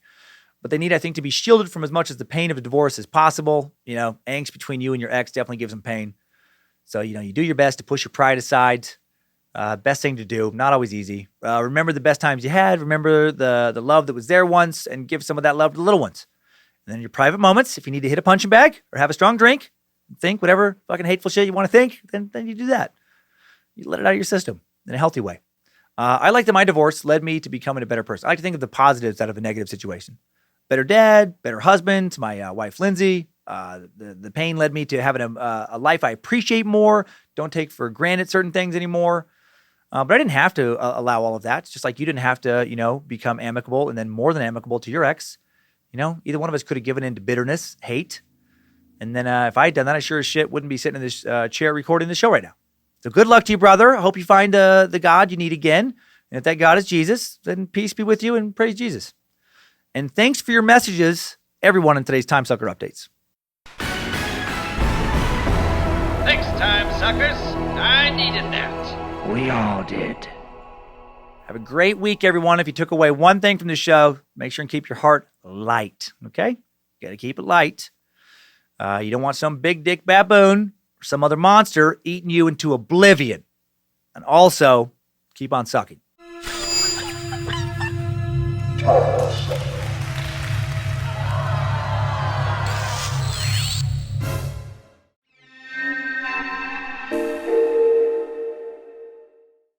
So, we knew it's a boat. Yeah. We know that we have. It's got to take them to the field of the reeds. And the souls and stuff are in the boat? The souls come in the boat. The souls are in the boat. What's the weight capacity of one soul, though? It's real light because they're light. That's why they got there. Okay. So you can fit a lot. You can fit a lot of souls. Okay. I don't know. Like a couple tons of souls. Couple tons of souls. Okay. And then we have the baboon. Yeah, the baboon's got to take them to because they can't just, they can't walk to the field of reeds. There's like some water, so they got to get there ferry wise. But okay, even with light souls, you have a couple tons of them. Yep. That dick, it's got to be. How much blood is in this baboon? Because that penis has to be able to steer around tons. Yeah. Weight. It's got to be a really big dick. The dick has to be bigger than the baboon. Okay, so you're thinking like a 100-to-1 ratio. Oh, Like the baboon's, he's like an ant, okay. and his dick is like an elephant. I ran out of page. I was drawn. I need more pages for it. Well, we got to get it worked out because we got to move on to the chisel next. Okay, I see how this makes sense though. Right. I mean, how else are you gonna get to heaven? You don't. If you don't have a big dick baboon, wait. Problem solved.